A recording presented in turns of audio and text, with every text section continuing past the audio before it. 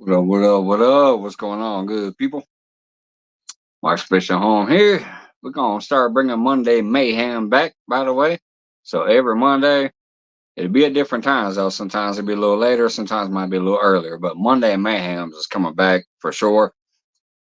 I'll give you guys a little update during this live when we get to talking. Why I haven't been around like I thought I was going to be.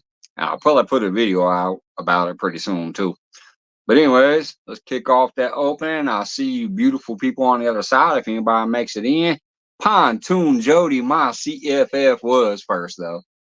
Without me being live in a long time and Jody being first, hey, I enjoy that. Let's kick off this opening. I'll see you in a minute.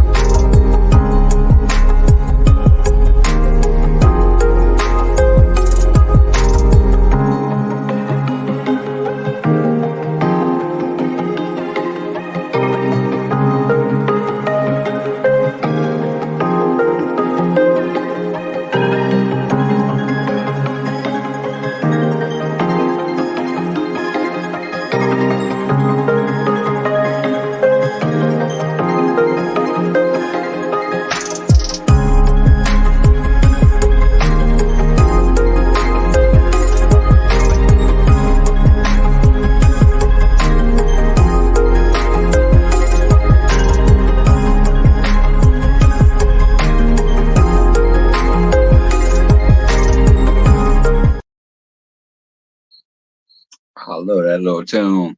All right, so as I said, Pontoon Jody was in the house first. Fish in the Mid South came in second, acting like he was first. Big movie fan in the house after that. Scroll. We were talking to each other in the background for a little bit. Mike Reeves came in after that. Much love, brother. Let's see, we were all still chit-chatting there back and forth for a little bit. Bam, bam, bam, bam. Fish in the Mid South says, I've never heard of Pontoon Jody. Paul Boyd in the house. What's going on, brother? And that looks like the end of that so far. I've been gone too damn long. Cheers, everybody. Hopefully some people make it. If they do, they do. If they don't, they don't. But I am, like I said, I'll probably put out a video about it too. But I am going to start going live every Monday again for Monday Night Mayhem, at least. So I'll have that one show weekly.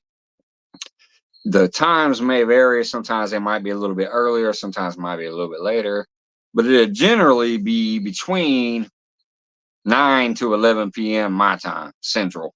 Between 9 and 11 Central, I'm going to start doing it. Now, the reason I have not been around like I thought I was going to at first, once I semi-retired and I went down to 3 days a week, only during lunch, after we paid this house off, me and my lady got to having discussions and we were talking. You know, we've been here a while. There's stuff that needs repaired. We needed new appliances and all this jazz. So at first we were thinking, we'll just take out a big loan, like $100,000 loan, and do all the repairs at once, get it all over with out the way. But then we would be right back in the same situation where we was when we bought the house. We'd have like a 10-year loan. My job needs help.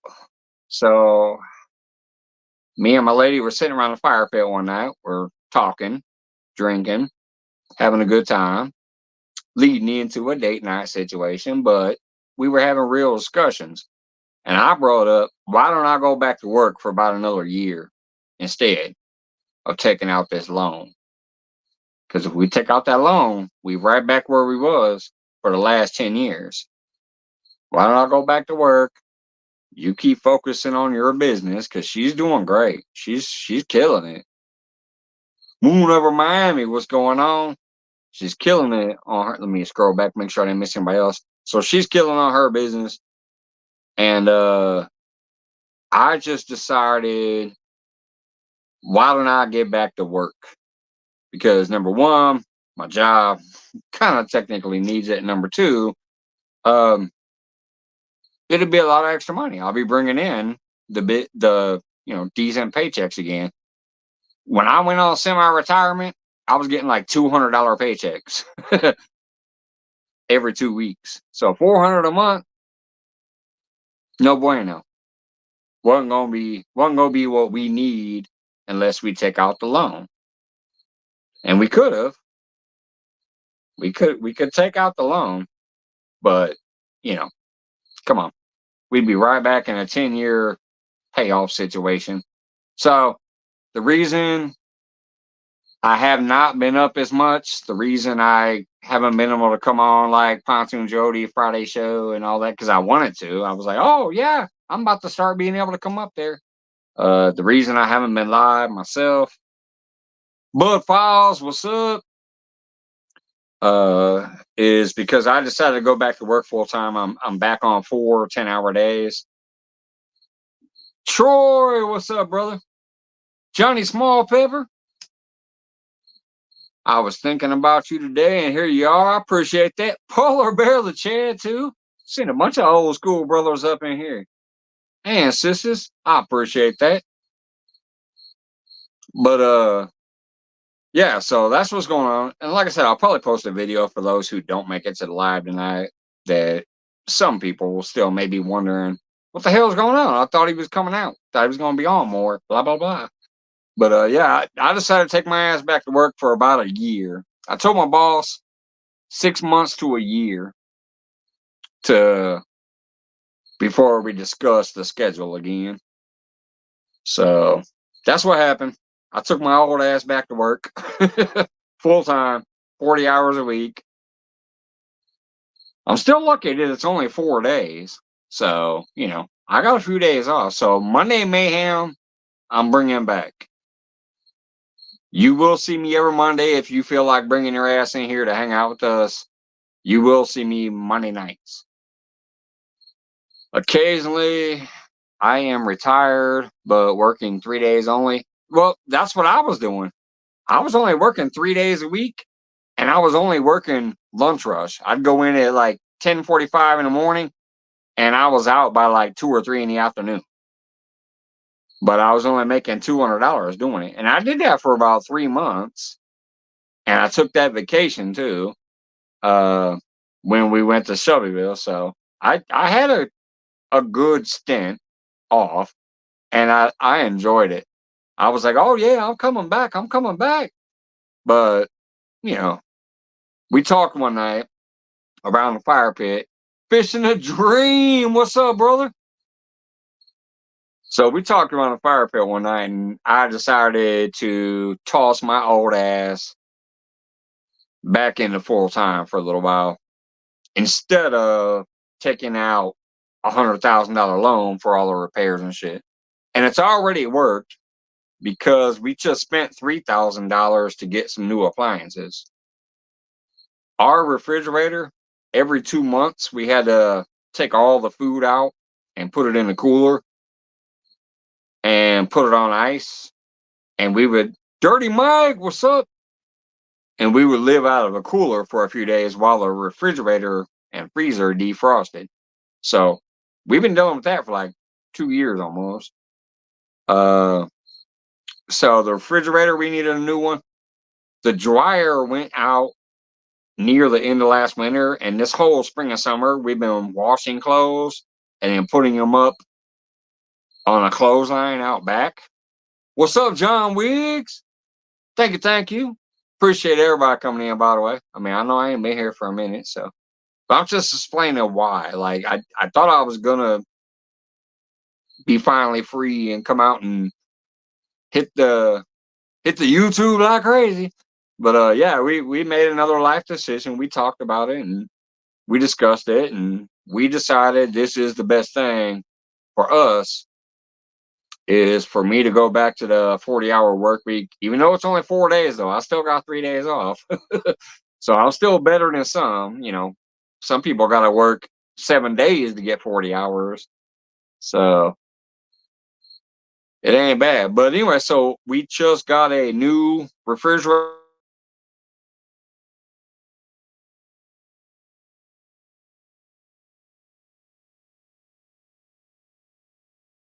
Old shit away. I think I'm back. My internet just dropped. Am I back? I see myself. It's nice to see you too, George, John, Wiggs, Johnny Smallpepper, everybody. Paul Boyd. Am I back? I want to make sure I'm not talking to myself. You're back. All right. Thanks, guys. I don't know why that dropped. It just I had a black screen and a spinning bullet for a second. Thank you, guys. But yeah, that's what happened. So that's why when I said, "Hey, I'm about to come back," ain't nobody hardly seen me. I've been working.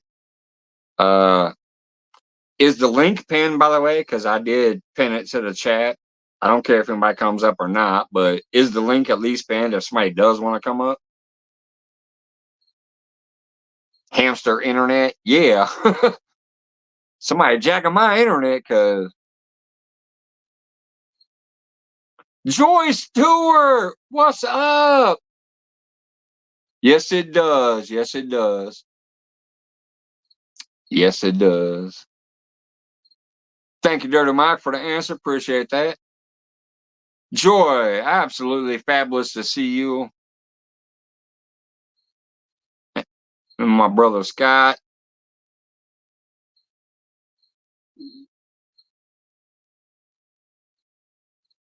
It's been many nights I've sat up here, and the few times I've been here, and I miss my brother Scott up here. Hill Jag, what's going on, brother? Good to see you. Let me roll me a fucking cigarette and get a sip of beer real quick. Y'all, it's good to see so many awesome people in here. I gotta tell you the quality of people that I've met through doing this YouTube thing.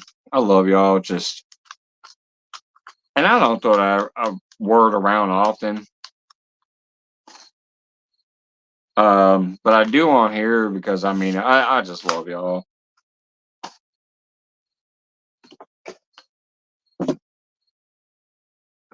Some of these new mofos that I've been meeting and sharing and whatever, even though I'm not live myself much, I need to get some of them mofos on a sticker board to finish it out. I see some of them saying they got stickers, and this board's almost finished on this side right here. I need to get a couple of their stickers and finish this shit off. Hell yeah, right there, Johnny. Not today, man. My brother Scott. Last Christmas, I remember wearing my Not Today t-shirt to show off because he's still been kicking it since back then. That Not Today started even before then, but during last Christmas, we had a Christmas photo and I posted it. I was wearing my Not Today t-shirt. I had it for a long time. It technically wasn't nothing to do with the Not Today from Scott, but since I had it and it was Christmas, um, and it was still not today, just like it is right now. It's a beautiful thing. But that strong man, we love him. We love him, Joy, and I miss my wild and crazy guy up here with me. Y'all know that, and just used to sit up here and kick it. If nobody else clicked that panel link, Scott was up there. Me and that man have had some good times, even by ourselves.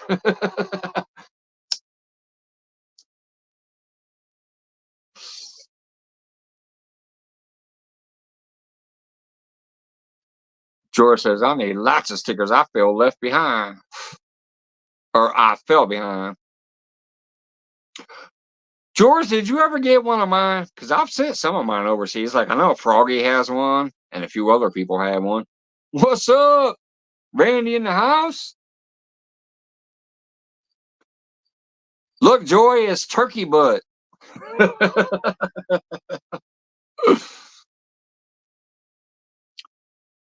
Yeah, no, I'm telling you. I mean, this sticker board you can't see justice because it's kind of at an angle, and I got to get my head out the way to show all of it. But that's 4 sticker boards side by side.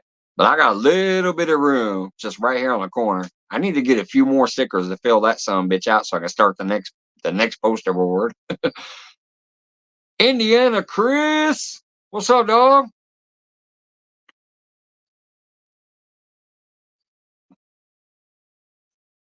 Thanks for coming in, brother. Did I miss anybody else? Hill Jack. I saw you when it came in and I highlighted, but I don't know if I shouted you out. Hill Jack, good to see you too, brother. Your orange shirt is still one of the best shirts too. 217 Rebel Outdoors, Pontoon Jody, and Hill Jack Catfishing are the 3 shirts that have just held up. No matter how many times I've washed them, no matter how times I've worn them, they like ain't fading. The logo's still there. They still feel good. Them were some quality shirts.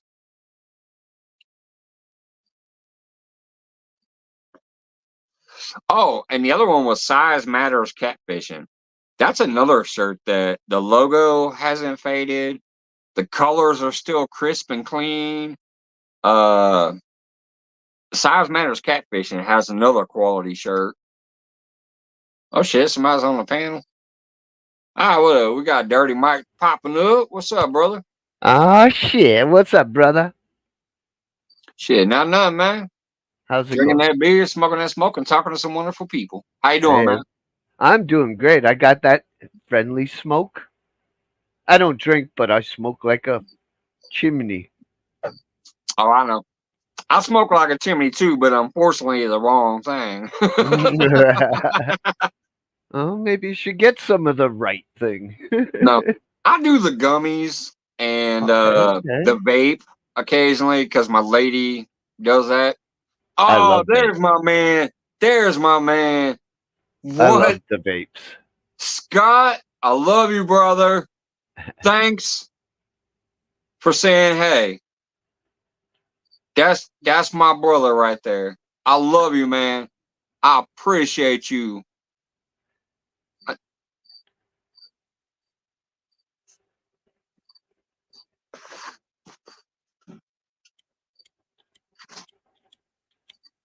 I appreciate you, Scott.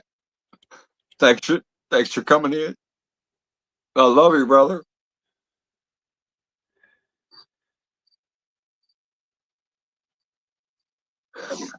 Y'all don't know, man. That I mean, most of y'all do. Most of y'all do. That's the man right there. I love you, Scott. Friendship is a powerful thing. What's up, True, Wendy? true friendship is a powerful thing. Yeah, Scott. Scott's been an awesome friend for a long, long, long time on this. Just so has so many other people. Like all these people in here now, Mhm. most of them have literally been here since the damn near beginning of me Yeah. throwing up a I've seen video. every single name here many times in here. I But keep quiet, you know me. I don't draw attention. yeah, I that means a lot, Scott. I appreciate you, brother. You're a good guy. Yeah, Scott's awesome, You both are and awesome. the whole family. Their kids are amazing too, and Sweet. the guy that was coming to help out and stuff that we've met through the videos. They're awesome. Hell yeah, Wendy. That got me. Hell uh, yeah, Southern. this ain't the smoke in my eye bothering me. That's Scott coming in to say hey. It's pure emotions showing, and there's nothing wrong with real men cry. Oh hell no, hell no. Especially tears of joy. Now, if you cry because you got punched in the face, you might be a little punk. But That's a different story. if you crying because you Hell yeah, two wild and crazy guys. That's what I'm talking about, man. Scott was my wild and crazy guy. Nice. Oh man. Yeah, we used to play off that old Saturday Night Live bit with Steve Martin, the two wild and crazy guys. That was me Yeah. and Scott. Steve Martin is awesome. Man, they're literally still wet. My fingertips are moist. I love you. I love you. I love you No guys. Kleenex, Thank you. no toilet paper, nothing.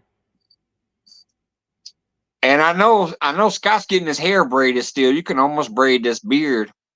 I'm gonna break out the comb and start combing it in front of Scott again. They used to make fun of me because I'm bald as a look at it. Woo! And Scott's got that beautiful hair, but I had the beard going on.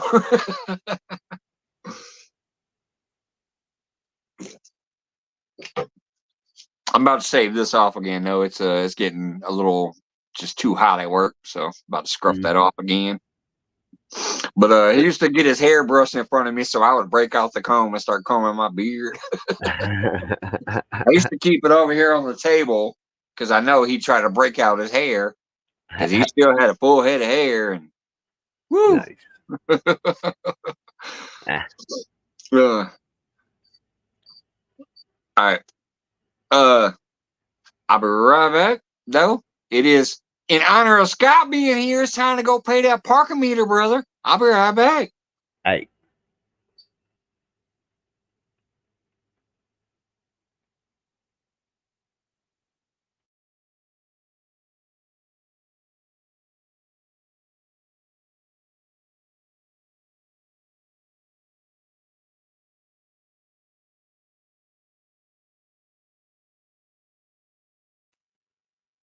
Oh, hello, Southern. Thanks for noticing me.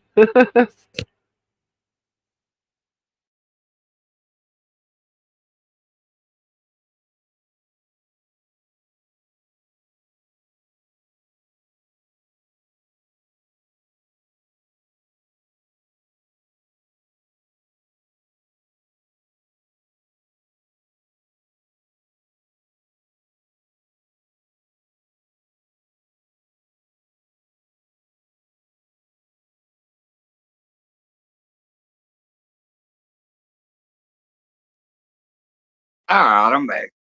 Welcome back. Thank you. I kept quiet except for a hello to Southern. Yeah, I heard you. How much does the parking meter cost these days? 2 4 locos. uh, well, technically, I guess 3. This is my third one, and I got one left in the refrigerator. Damn. You're going slow tonight. Yeah, I've been sipping. You know, first night back. Even though it says you've been warned in the thumbnail, enter at your own risk. You know, in case somebody new walks in here, I don't want them to freak out. What's Right, going right. on, Josie Wells? Hello, hello. Scott, I've actually been at this job almost a year. If you're talking to me, um, it's just I decided to go back full time. I semi-retired, brother. You missed it. I semi-retired for about 3 months. I was only working 3 days a week, and I was only working about 5 hours each week. So I was working 15 hours a week. But like I was telling them earlier, me and my lady had a discussion, and I took it upon I heard. myself to say instead of taking out a big ass loan, let me go back to work full time. So I'm back up to 40 hours, but it's still only 4 days. So technically, I'm still semi-retired if you think about it. Hey, Even though it's 40, a yeah, even though 40, it's a go 40 ahead. hours in 4 days is better than 40 hours in 5. Right. Or even 7. Like I said, there's been times where I literally worked 7 days a week just Wow. to get the 40 hours. I mean, 6 days a week. I would have the one day off. Okay. But yeah, so that's what happened though. That's why when I was preaching, oh, I'm about to come out. I'm about to be out here, y'all. Pontoon Jody, I want to come see you Friday and all that bullshit. Like, I was pumped up. I was ready for it. I thought I was going to do it after vacation. But about 2 weeks after vacation, I just decided, like, these $200 paychecks ain't going to cut it because we'd have to take out a big ass loan. See you later, Hill Jack. Thanks for stopping in, brother. Good to see you. Good to see Yeah, you still kicking around, man. shit is So, expensive out there. so yeah, it's just like we decided instead of taking out the loan, let me get back to work, let her keep growing her business, and let's go from there and just do things a little bit slower instead of trying to knock it all out at once. Right, right. Because we did just get the new washer, the new refrigerator, the new dryer, and things. So that was about $3,000. The refrigerator was like 1,200, and then the washer and dryer was the rest of it, or something around there. So, Brenda, what's going on, Redbird? Good to see you. So, yeah, that's just the decision I made, and that's why, even though I was touting, hey, I'm about to, get out there, all of a sudden nobody saw me for a while, except for occasionally commenting, occasionally popping a live, occasionally sharing out, because I've just been at work most of it. Then I also do some gaming on the side just to numb my mind. Oh, Hey, John, what's going on, brother? Good to all see work, you. all work and no play is pretty dull. Oh, I'm still playing, just not online as much. I hear you. My Anyways, lady's happy. My lady's happy. it's late here. People are sleeping, so I should get off. But I will go down and chat and listen. All right, brother. I appreciate you popping up, Dirty Mike. No problem. I've come in and enjoyed some of your lives late nights Oh yeah. randomly. When I you told and you last time I would come, when you and Mike. what's up? Reese. Oh Is that yeah, who you're thinking I about? was getting ready to say Reese, but I heard you talking, so I got distracted. My bad. Yeah, you and Reese are up on panel, and I've been in there late nights with you guys here and there for like an hour before I take off. Nice, Yeah, nice. it's good to see you pop up here and say, hey, I appreciate it, brother. I enjoy this show. I thank you. I thank you. I thank you also. Have a good night. You too, brother. Yeah, Eljon, what's going on, man? Good to see you. I hope everything's going well over there. And I appreciate you reaching out on Facebook occasionally to say hello. I don't go there often, but sometimes I log in and I see you saying hello in the messenger. I appreciate that.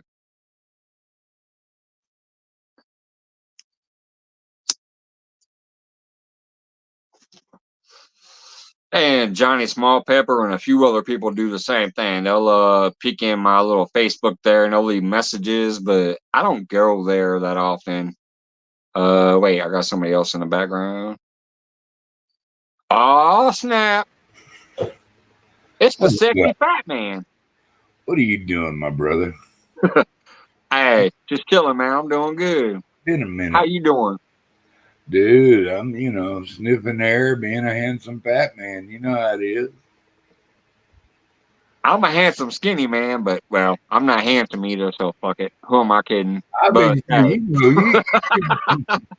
you're not handsome. You're pretty. You're two kinds of pretty. You're pretty ugly, but hey, you have to stay that way.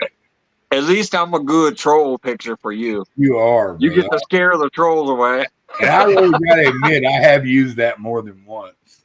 So what's going on with Look Mike? at this, Mr. Duggar. We got Scott in the house, Mr. Duggar. Bubs, what are you doing, my Marine? I love that son of a bitch. I just do. Alvin, what's up, brother? I tell you what, his old lady is just a sweetheart, dude. I just love both them people. Probably nothing, Wendy. She said, wait, what's he wearing? What's he wearing? A hat.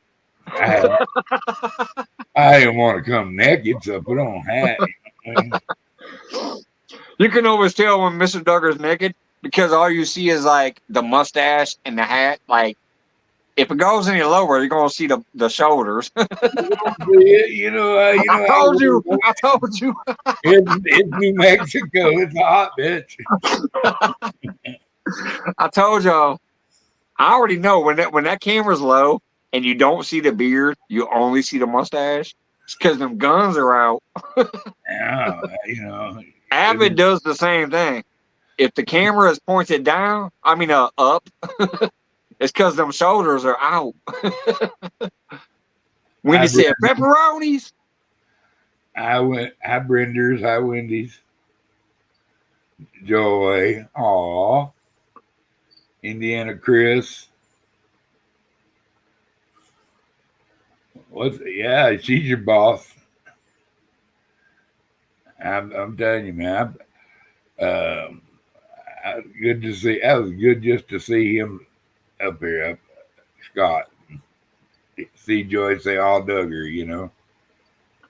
yeah, it was definitely great to see Scott. He's still there too, right there. Hey y'all. I broke down. I broke down in tears as soon as he popped in the first time. Yeah. I just saw his name and I was instantly like fucking lost my shit. I'm like, let me man up. I can't. Right. What's up, Scott? Bring your little bony ass up here.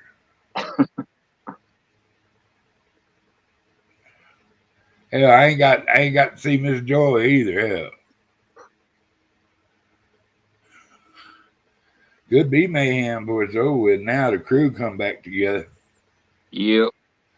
I don't know, man. Yeah, like I said at the beginning, I'm definitely bringing Monday Mayhem back.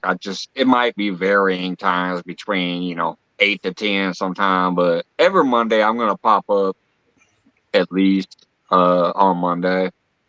Eventually, I might do some other stuff too, but like I even told my lady, because I bought 4 piles of firewood today. I was thinking about doing a fire pit out there, but because I was doing other stuff, it got kind of late, and I'm like, I don't want to start a fire now. I won't be able to burn it as long as I'd like to.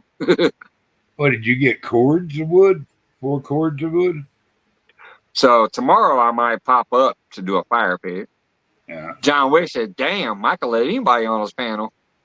Queen popped on. What's up? Oh, you ain't up here, are you? You rat. Hey, do you have a fireplace inside your house? No. That's what I do miss about my wife's house, man. It is all the fireplaces, man. We had one in the living room. That old fire, it keep you warm as hell during the winter. Yeah. And yeah, I mean, it was a big one. You could put I- some big all nighters in that son of a bitch. I lived in an old school house one time that had a wood stove in it Yeah. that we used as a fireplace sometimes. My buddy, the stove he cooks on, and the main heat for his house is all in one. It heats his water. It also he cooks on it. It's got an oven on it. He bakes in it. I mean, it's pretty ingenious piece of oven making. Yeah. You know what I mean? So, but I tell you what, dude, that thing will run you out of his house, dude, if he cranks it up. Yeah, I remember one time when I was young and stupid, we threw a brick of a brick of that sticky icky into the fireplace and just let it smoke out the whole house. We just sat there inhaling it. That's the stupidest shit you could ever do. But I remember doing it once. It sure is. So how's the job? You doing good, or you got down to 4 days a week yet? Yeah, no. See, I used to work the 4 days a week, 10 hours a day. I was doing the 40 hours in 4 days. I semi-retired during that vacation session, and I went down to only like 15 hours a week for about 2 months. And we thought we were going to stay there. You must have missed this in the beginning, as we were talking about this earlier. I was thinking I was going to stay there, where I'm only working like 15 hours a week, and I'm going to start YouTubing more, fishing more, hanging out with other people, doing some of their live panels and whatever else. But me and my lady sat around the fire pit one night talking, and instead of taking out a big ass loan to do home repairs and stuff with, I ended up deciding to go back to work. So I'm back at 40 hours. It's still only 4 days. Yeah. So I'm still off 3 days a week. And Well, that's why I'm going to bring back Monday Mayhem. Yeah. So I have at least one show a week where anybody who happens to give a shit can come by and say hey and hang out for a little while. But yeah, I'm back to 40 hours a week for about 1 year max. I told my boss, I said, I'll come back because they need it too. So I said, I'll come back for about 6 months to a year. And then we'll discuss the schedule again. Because I want my lady to, her business keeps going better and better and better. Like she's stepping up like a mofo. Her shit just keeps getting more and more and more money. But her what do you call it? Her accountant already told her her first year's worth of taxes are probably going to be about $12,000. Usually she gets a $6,000 refund. This year, now that she owns her own shit, she's probably going to have to pay about $12,000. No, man, with a startup business like that, you got so much you can write off. Yeah. No, don't forget. She knows. She's got an accountant. He's like, anything you buy, blah, blah, blah, so she knows. Jody's back in the house. She says, what's up, Mr. Ducker? Hi, darling. I love her. But yeah, so just we were having discussions about what's going on with her business and what that's actually going to cost for at least the first year or two and things like that. And I just threw it out there. I said, why don't I go back to fucking work 40 hours instead of taking out a loan? What would you think of that? And she goes, would you be willing to do that? Because my lady loves me, Yeah. She would have allowed me to keep working 15 hours a week. But I just thought it'd be better relief for her and our situation overall if I just said fuck it and went back to work for 6 months to a year until it don't hurt to have figure out what's going on. Regardless of what anybody says, it doesn't hurt to have a little extra money. Yeah. No, exactly. And I probably say this every time I get on her. That is one pretty yellow cat right there. I mean, that somebody, he all camoed up, man. Oh, you're talking about the flathead in the background? Yeah. When they're that color, that means they're hanging out under trees and stuff. When they're when they're real dark, was almost 36 pounds. You can't. It's not even all the way in camera, and I kind of hate it. He was almost 36 pounds. I caught that. I caught that in August, about 3 weeks before I ever posted a YouTube video. I didn't have no camera mounts. I didn't have no live. I wasn't doing YouTube. I was on YouTube and I was watching Has Life and everybody else. I was like active in the community, but I wasn't doing anything myself yet. You caught him and I was out there. It was a hot August night with all the cicadas bumping off a couple years ago, and I caught that. It was like 36-pound flathead, but I didn't have nothing, so I just put it on the ground, took a picture, and then got it back in the water. But I couldn't even get it all in frame because I just put them down there. I was like, snap, so I could show my family. So I caught a fat ass catfish out there. Did you catch him out of that one lake you always fish, or what? Yeah, I caught that out of Lake Springfield, right by those trees. You know where you guys saw me most of the time? Yeah, right by those trees. It was on the bottom with the Santa Cooper rig with the whole live bluegill rattling that son of a bitch around, and yeah, he hit it or she hit it. It was actually a female. I could tell when I pulled it out and looked. I'm like, yeah, that's female. It was a female flathead, almost 36 pounds.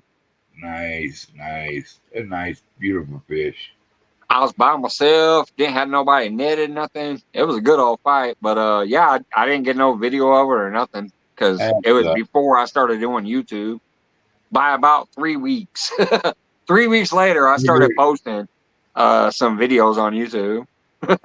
Well, I tell you what, you keep throwing perch in that same place. If it was good enough for him, another catfish will come along. Wow, what? For rent? I'll just move right in. It's that same spot that I caught that 35-pound blue in recently, like last year or whatever. When I had that video with the 35-pound blue, it was in the same spot. Telling you, a lot of people, if you understand fish, other fish see his home as a potential home, and a lot of times fish will fight over them places. But to have them, yanked out, and I guarantee you that old yellow cat, if you turned him loose in the same area, he liable to went right down there, snugged in that hole again, and now he weighs 42 pounds. That's why I was letting them big ones go, man. Well, not only are they gonna still get bigger, they make survival of the fittest, they're gonna offspring some stronger fish that are gonna get bigger. It's got a good growth gene like that one does. I just watched Spencer, River Rat. Yeah, that's some gonna catch you some pretty flathead, man. He gets is his big one still that 72-pound Iowa fish? I think so, yeah. Now I know he's caught arapimas and some other shit since he started traveling the world, but I'm talking about flatheads. I think his biggest one is still that Iowa fish. I think so too. He caught one tonight about that size right there tonight. Yeah. And he's out. Well, I know it weighed. He didn't have a scale. I know it weighed over 30. I think it was closer to 40 than it was 30. I think it was about 36, 35 to 38 pounder. I mean, it was big, nice, healthy fish. Yeah. Yeah, he goes back there on that canoe in those little bitty, just they look like creeks, but they are a part of a river system. And he gets back there on them wood piles or them sandbars, and he has a good time. I like his channel. I always have. And he still comments to everybody, because I'll make a comment occasionally. I don't comment on everything. I watch everything, but I don't make a comment on everything. I'll notice River Spencer loves to comment, like to comment, and commented to your comment. Somebody asked He's a good dude. They was interviewing, and he was doing a live with somebody, and I went in there and I said, "What up, Bubs? How them old stinking Cubs doing?" And I've been giving shit about his baseball team forever. And he goes, "That Mr. Duggar," he goes, "he's a funny guy," and he ain't ever heard me talk. But I would love to fish. I would love to go fishing with him for a couple of days. What's up, Ted? Camping out and frying some fish up and shooting. Oh, hell yeah. You know what he's going to bring. He's going to bring that hot sauce. Well, that's the way I cook catfish. I use Cholula instead of Frank's. I like Frank's, but Cholula I think is a little better hot sauce. Oh, Cholula has got a better flavor than Frank's. Yeah. Frank's is mainly vinegar. Cholula's got a better flavor, pepper flavor. I like Cholula too with that little wooden cap. There you go with that little wooden cap. I put that shit on everything. Yeah, that's some good shit right there. For real. Yeah, that's that little wooden cap. That's just like sriracha. I like sriracha better with the green cap. It's not hot. It's not really hot. Cap? It's got a little zest to it, but it's not hot. And it enhances flavor instead of that's what I'm saying. When I was younger, I was more like Johnny Small Pepper. I wanted shit that would burn my mouth. I wanted to show I was a man that could handle some bullshit. Now I just want flavor. I want nice, tangy, a little bit of kick in the back of the throat. I told Johnny this story. I said, me and my Mr. Hemorrhoid have an agreement. I won't eat really hot pepper, and he won't try to kill me. I'm gonna have one in my life, and them damn things, them peppers, they are unreal. Some of them peppers he's eating. Yeah. Just put that on an egg. Hell yeah. Oh, yes, sir. Rice and eggs, grits and eggs. There's a lot of ways you can use Cholula. But it's Huevos rancheros. Huevos rancheros, man. But you don't really, if you got the right chili, you don't need no Cholula on a good huevo ranchero. That's chili, red chili and green chili. I like Christmas. I like a little of both on the same plate. Because usually, if they got good red chili, they got good green chili, and I love both of them. Yeah. But if I had to If do I away remember with right, them, you're a green chili dude though, I would. overall though. You like them both, but you're a green chili dude, ain't you? No, Overall. I'm actually a red. I love red chili. I love it. Oh, I thought you were talking about green chili one time. Maybe that's somebody Oh, I else though. like green. I love green chili. It's uh, green chili chicken stew. That is so good, man. I make chicken and dumplings with green chili, and yeah. So there's applications for both of them. Yeah. But when it comes for and I like it. I don't know. I say I like red better, but then I tell you so many reasons why I love green. So you see my predicament. That's why I say I'm a Christmas chili eater. Red or green don't matter to me. Bring on the chili.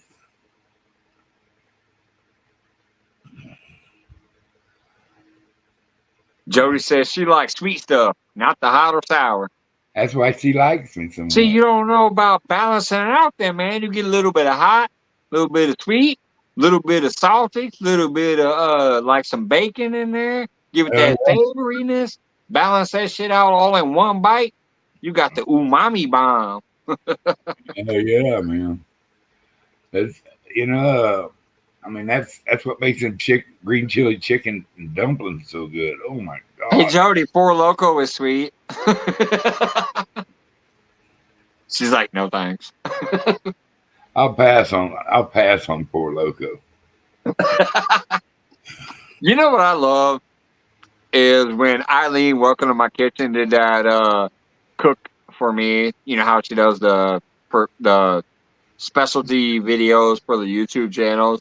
When they did that cook for me, they really went all out with the surf and turf, and she made a Four Loco margarita and all that other stuff. And then I bought the cookbook, and the paragraphs in that cookbook. What's up, River Rat? Agent 3030, where Yeah, you been, young man? the but just the message in the cookbook about me and my family and whatever else on my channel, I just it had me crying. It was a good thing.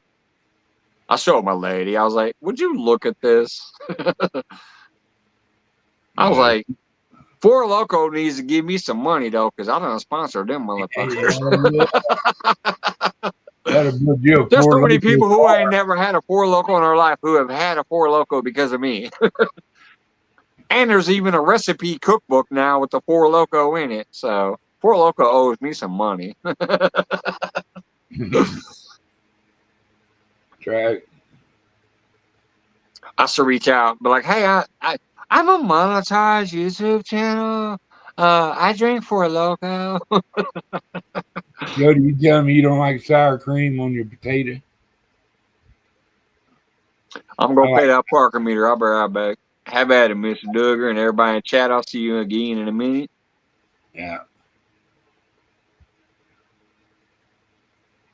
No, I'm not out. I'm not. I don't do alcohol. I sip on some scissors and I try to keep it clean. I drink my share already, so I quit drink. I pretty much quit drinking. I have a beer every once in a while, but if I'm gonna drink beer, I'm gonna drink Shiner Bock, because if you don't drink Shiner Bock, then you really didn't want a beer to begin with. You know what I mean? You're not thirsty.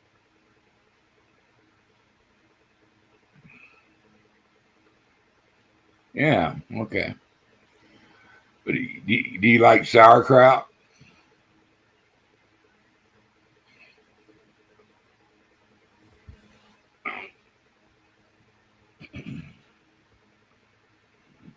I actually drank a Shiner Bock up here one time live in honor of you, Mr. Duggar. I can't remember if you were here that night or not, but I bought a Shiner Bock to have up here. Yeah. 27-month membership. Wow. Appreciate that, Wendy. And I hope Drew is doing well. Oops. Try to unhighlight it. Thank you, Wendy. I appreciate that. And by the way, I hope Drew's doing well too. Drew, if you back there, brother. Josie, that's right. Go on over there. Take the tour around the brewery. They saving a beer for you. Oh hell! People back in the Johnny. house. Oh hell, Johnny.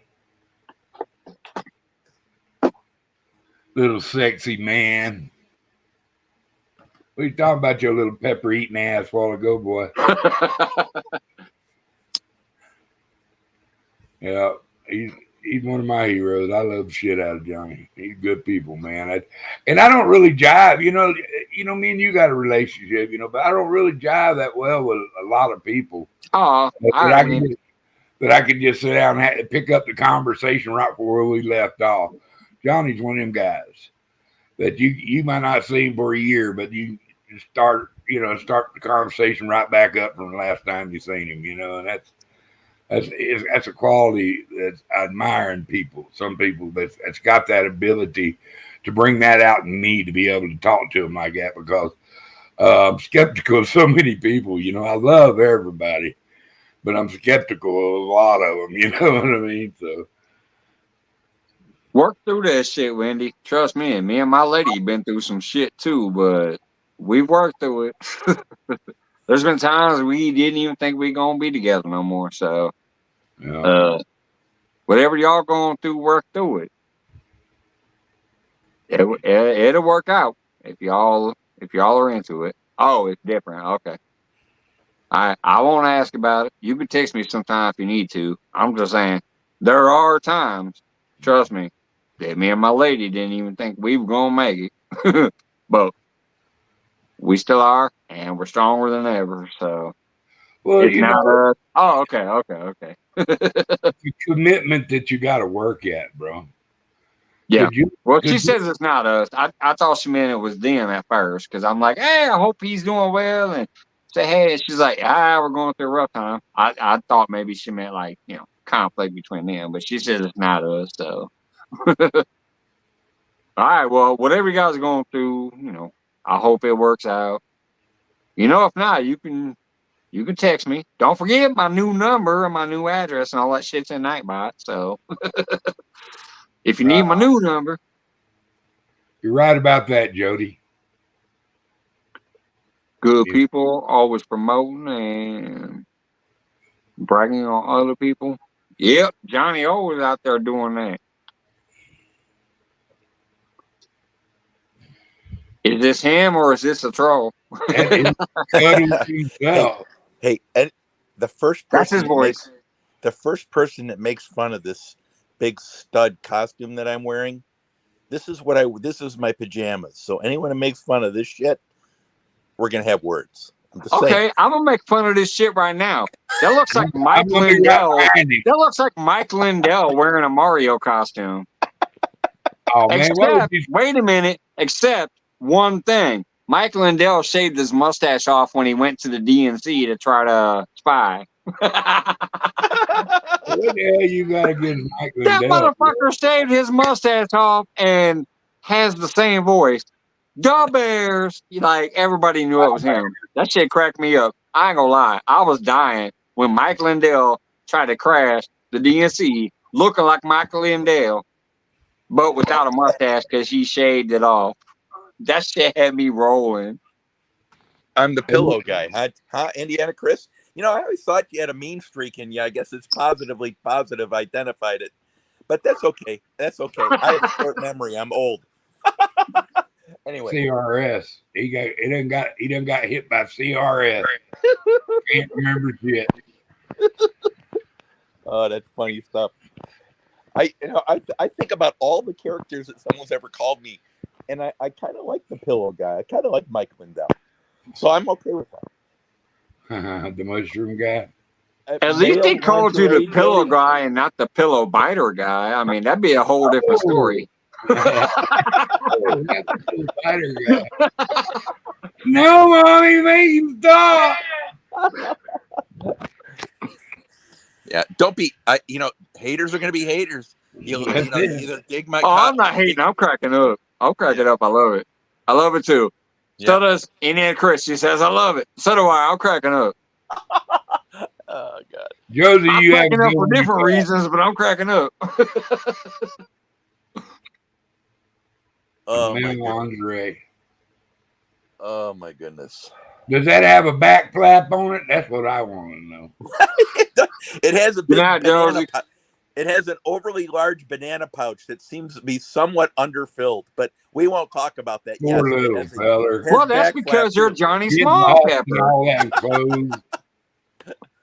Yeah, well, I imagine the chat's getting all rude on that one, but we won't talk about that.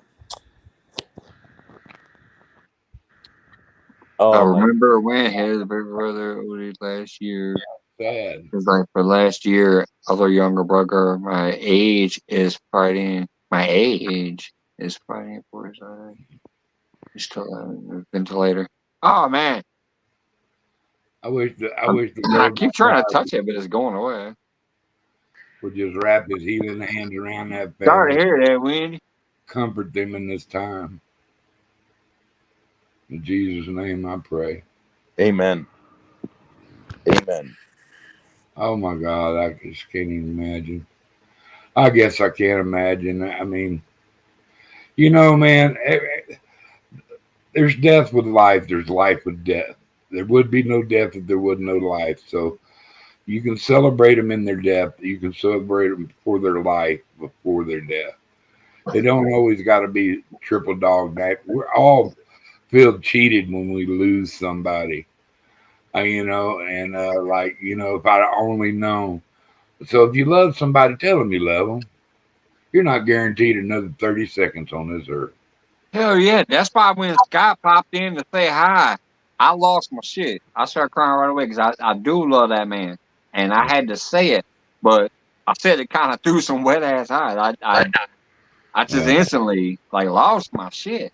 he's our And bud. just like some of the people that are up here, we've lost some friends that are on this board, like Jay Foxhunter and some other people that are up on this damn board. I am so glad that when they were here, they took the time to send me that sticker because they are up there. And even when I'm gone, Yeah.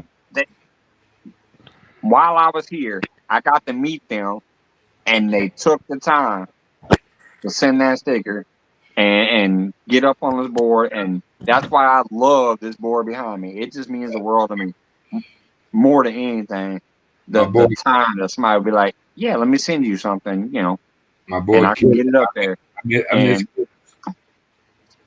And I, You're right. There's people that I've met since I've been on YouTube that I feel a real sad loss in my life for not yeah, ever getting to just grab a hold of him and hug his neck and shake his big old paw, of a hand.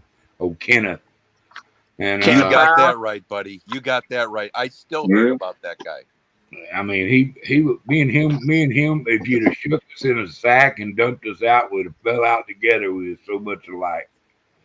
And I regret not getting to meet him and feed him and cook for him one time just so I could claim that now. Shut up. Who's the better cook? You know what I mean? Just because he was my bubs. And when I say he was my bubs, a lot of times y'all hear me say bubs. If I call you bubs, call him feel special because I don't call everybody in the world bubs. And he was my absolute bubs.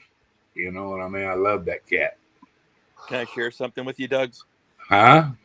Can I share something? Yeah. I think his daughter wrote something on Facebook one night about Kenneth, and I wrote to her. I said, I just want to let you know, I still haven't recovered. He was such a big person. He meant so many things to so many people, and I didn't know him, but there was that connection that he had. I called him the best co-host ever. Besides Scott, I think he was the best co-host you could ever want to have. And Scott and him are two different co-hosts, right? Yeah. But Kenneth was one of those people, and then I'll hand it back to you. It was one of those people that I still haven't recovered from because I enjoyed him so much, and he was so genuine. Anyway, that's it. Yeah, him and Well, Steve. that's what's going on, like with Hog Leg right now too. Like I'm Yep. disappointed about hearing about that because that was the Hog Leg and Kenneth Powell co-host team. You know, the show Butt Crack early in the morning that were giving people a place to go at 3, 4, 5 in the morning who were still awake or just waking up to get ready for work. And he had a show over there, and it started from when he was over here, and I loved getting in there when I could, but I couldn't that often because of the time that they were on. It was like occasionally I'd peek in, or I'd peek in later and watch a replay a little bit while I was getting ready for work. But I was going to work a couple hours after they were done with their show. But it was always a good time, and I'm I just, hoping Hogleg comes out of this heart situation he's going through right now. I just want to recognize our friend that came through, Aaron. Good to see you, my brother. Yep. That's a good cat too. He could fight with the world, love every one of them too. But he's original people, and I love the shit out of him for being him. You know, nobody could be him. He is not a fake, and I love the shit out of him for being an original person. Not everybody can be true to themselves and their ways. Exactly right. You know another person like that, Mr. Duggar? Who's that? I'm gonna crack you up with an old school name. I still watch them occasionally. It's usually while I'm busy and I can't chat much, but I'm listening. Fucking Willie. Yeah. Dabo. Dabo is on the same ilk of like me. I don't give a fuck. Aaron don't give a fuck. He's gonna tell you how it is. Yeah. We're, like I said, me, and obviously Aaron's back in here. We had one little bitty thing, and I'm like, yeah, whatever the fuck, I don't know what the attitude's about, but fuck it, let's squash it. Welcome back, brother. And that's how Davo is too, from explicit channel. He's like, man, fuck you. You don't like me, I don't give a fuck. I'm gonna tell you what's up. Well, it all started with that raw deal he got. That's how we all get down. Like we're just us. Everybody tried to blackball him in the fishing community for something that was totally not true. Started by somebody that shouldn't have been trusted in how they their speech was held to reverence, and how they dropped Willie like he was a cold potato and a hot potato. And first thing I asked him, I said, "Where's the proof?" They do it with everybody. Where's the proof of this? They did that shit with nobody else asked that question. I asked. What's our dude? Prove it. The dude that says what it is, what it be. What's his name? I forget right now, but what it is, what it do, what it be, man. Him. Oh yeah. He fishes from the Potomac River. Yeah, fishes down the oh shit. God, I love him. I don't know why I'm drawing a blank with his name either, but they did that to him because them fuckers were calling me and telling me we're not dealing. Oh, DMV Whisker King. Them fuckers were calling me on the phone, talking about something. Yeah, don't deal with DMV no more. Blah blah blah blah blah. This and that. He's always begging for money or some stupid shit. Whatever. They were talking a bunch of trash about him. And I know some of them fuckers did it about me because I had people sending me screenshots of Facebooks and text messages from these same people. I'm like, I don't know why they're fucking with me because I've never said a goddamn bad word about them. But yes, they do it with everybody. They think they're kingmakers and they fuck with good people as they come, and Kenny is good at people as they come. And yeah, DMV is awesome. But it was Kenny, DMV Whisker King. Yeah. For a spot fisherman, he's got him a couple good spots. Exactly, Chris. He said the Potomac crew did it to Kenny. Yeah. And I know they did it to me with some people too, because I was getting screenshots sent to me and I was getting voice recordings sent to me and things like that, where these fuckers were like, oh, Mike did this or Mike did that, especially with the pepperonis was the draw for some of them. But that's stupid. But there was other shit they were completely lying about that was off the rails, which I won't go into because let's just get off the draw. But I'm saying they do that. It's crazy. It was a whole big old shebang, and I'm like, what the fuck are you? Why are you even they want to talk about Catfish Dave. Why is Catfish Dave punching down at Kevin from Palmetto Cats about the 80-foot hole? Well, you're doing the same shit with people who are way below you for no fucking reason at all. But Clicking. anyways, I'll leave it at that. I'm done with it. You know, they get the little clicks and Yeah. you know, I don't know, man. I don't know. You know, there's nobody fucks with Mr. Duggar. You know why? You know why nobody fucks with Mr. Duggar? Because I'm insane. Mr. Duggar will shoot you with a laser beam. My God protects me. And I believe that with all my heart. And I, you know, when they talk about me, they just giving somebody else a rest. So, you know, throw it on me. I'm like Donald Trump. Put it on my shoulders. I don't give a shit. All I'll do is laugh about it. But that's a good thing. Go ahead and let your shoulder lean. Just dust it off, man. Johnny, what the hell are you up to? You know, nothing different than anyone else. Busy life right now. It's really, really busy and a lot of positive things going. I'll share something here I haven't shared elsewhere, but I won the Chili Head Award for YouTube. You? I did. Wow. It was voter casted, and it's all based on people. I don't know how many people, but I want to tell you something. It was really because I've been on 2.5 years, and I've been gone for 2 years, a year and a half. So it was really nice. I haven't said that to anyone. I'm not going to announce it officially till probably next year. You know, awards mean nothing, but it does mean something when everyone shows up to your channel. So, you know, that's how cool stuff is right now. So I have no complaints about anything, Doug. I am so blessed. I get to see my grandkids every day. It's unbelievable. You know, if someone would say, that's nice. Complain about one thing, I can't. I have great friends. I've got great conversations. I got a positive attitude, and I have my health. What the hell else can you ask for? And I have God's backing. All right. And Duggar, thank you. How about you? Anything new going on? You know how the fat man rolls. I'm too blessed to be stressed. Aaron, that's why my nightbot said what it said. I get the urge to go dove hunting. I think I'm going dove hunting tomorrow. And I'm gonna go pick up my god dog. I helped train that dog, and I know he's gonna eat one. I know he is, but after that he'll retrieve really good. So, but and I'll put it that one he eats. I'll count it against my quota. That I'm gonna make some jalapeno dove poppers. I know it's a cliche thing to make with dove, but they're so good. And if I get a chance to go out there, and besides, it just lets me get out there, and you know, I get to see different types of hawks and pheasants and ducks. I was literally sitting at a tree by a little pond or a little water gathering place, dove hunting one day, and I had about 12 blue-winged teal come cruising in, and they wouldn't 6-7 foot away from me. Just they're doing their little duck things, and I sat there watching them 15-20 minutes, man. It was pretty cool. Yeah.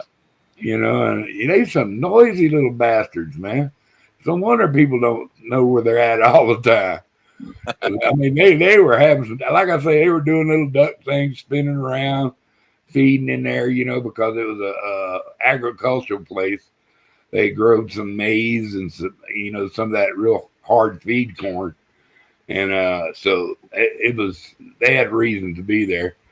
And, you know, it's just, it ain't all about going out and doing the harvest of an animal or a bird or nothing like that. It's also just getting my fat ass out of this trailer off this mountain, you know, and going to do something.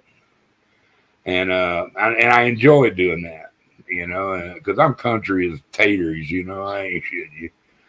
But I'm happy being who I am and what Lord has done to my life, you know, with a few exceptions, but who am I to tell him the way my life should go? You know what I mean? So I have to thank him for everything he gives me and roll with that. You know, Doug's, I heard the great speech. I don't know, you probably heard it. The guy said, I asked God for strength and he gave me challenges. You know, you can't have any testimonies without tests. Yep, exactly right. And the only thing I'm going to tell you is every time, remember the time you thought you knew something and then the next day it was untrue? Yeah. It happens to me all the time because I'm being led to information that whether it's people, whether it's circumstances that I didn't even know existed to even think about. That's how great those challenges are, and that's why you're being guided around. We don't know the ultimate thing, right? But that I really agree with what you're saying. I just think it's like you take what's coming to you, and you got to be comfortable in your own skin. Yeah, definitely. I mean, that's how they get out. That's how people get miserable. They're not. They worry about what other people say instead of proving with their actions that I really don't care what you think. This is me. You can like me or leave me. I'm a good person. I don't do weird shit, and it's time to let everybody know that what they say don't affect us. Yep. Like it or lump it. We have our That's my philosophy. Like it or lump it. We have our God-given rights, and one of them is to tell you fuck off. Excuse my language, people. Excuse my language. Or the other ones to say, "Hey, I love you." You could do either way. You choose the pathway you want to treat me, and that'll determine your path with me or without me. There's that should be your new sign off. Mr. Duggar loves everybody, but if you don't like it, fuck off. Well, I'm going to quote two people here. First of all, Jody said something in chat that I find to be really a big deal on YouTube now, right? Because everyone thinks they're a movie star because they've got 1,000 subscribers, right? They're going to be this hero on YouTube, and they're going to go out and they're going to embrace their little fiefdoms, right? And they're going to be Mr. Famous. Two quotes. Number one, I was in the art community, and this lady made a video. I don't know why I was guided there. She said, if you're talking about other people on your channel, it says more about your character than theirs. And I remember Steve Adams, and Jody was on panel. Jody could have testified to this. And I was thinking about this the other night, Jody. That's why this makes so much sense that you brought this up. Because in communities where people need to tell you who to talk to, it's almost comical. And Steve Adams, I wish he was here to hear this, said, and it was at about 2:00 in the morning. Jody was on there. Indiana Chris, I think, was in there. I think I was in there, and there's a few other people. But the coach said something about people and about when the jealousy hits, and he said it's just a few views. It's a few more views than they're getting, and then it's in chat that you get some more attention than they're getting, and it's off. It doesn't take anything to be hated on YouTube.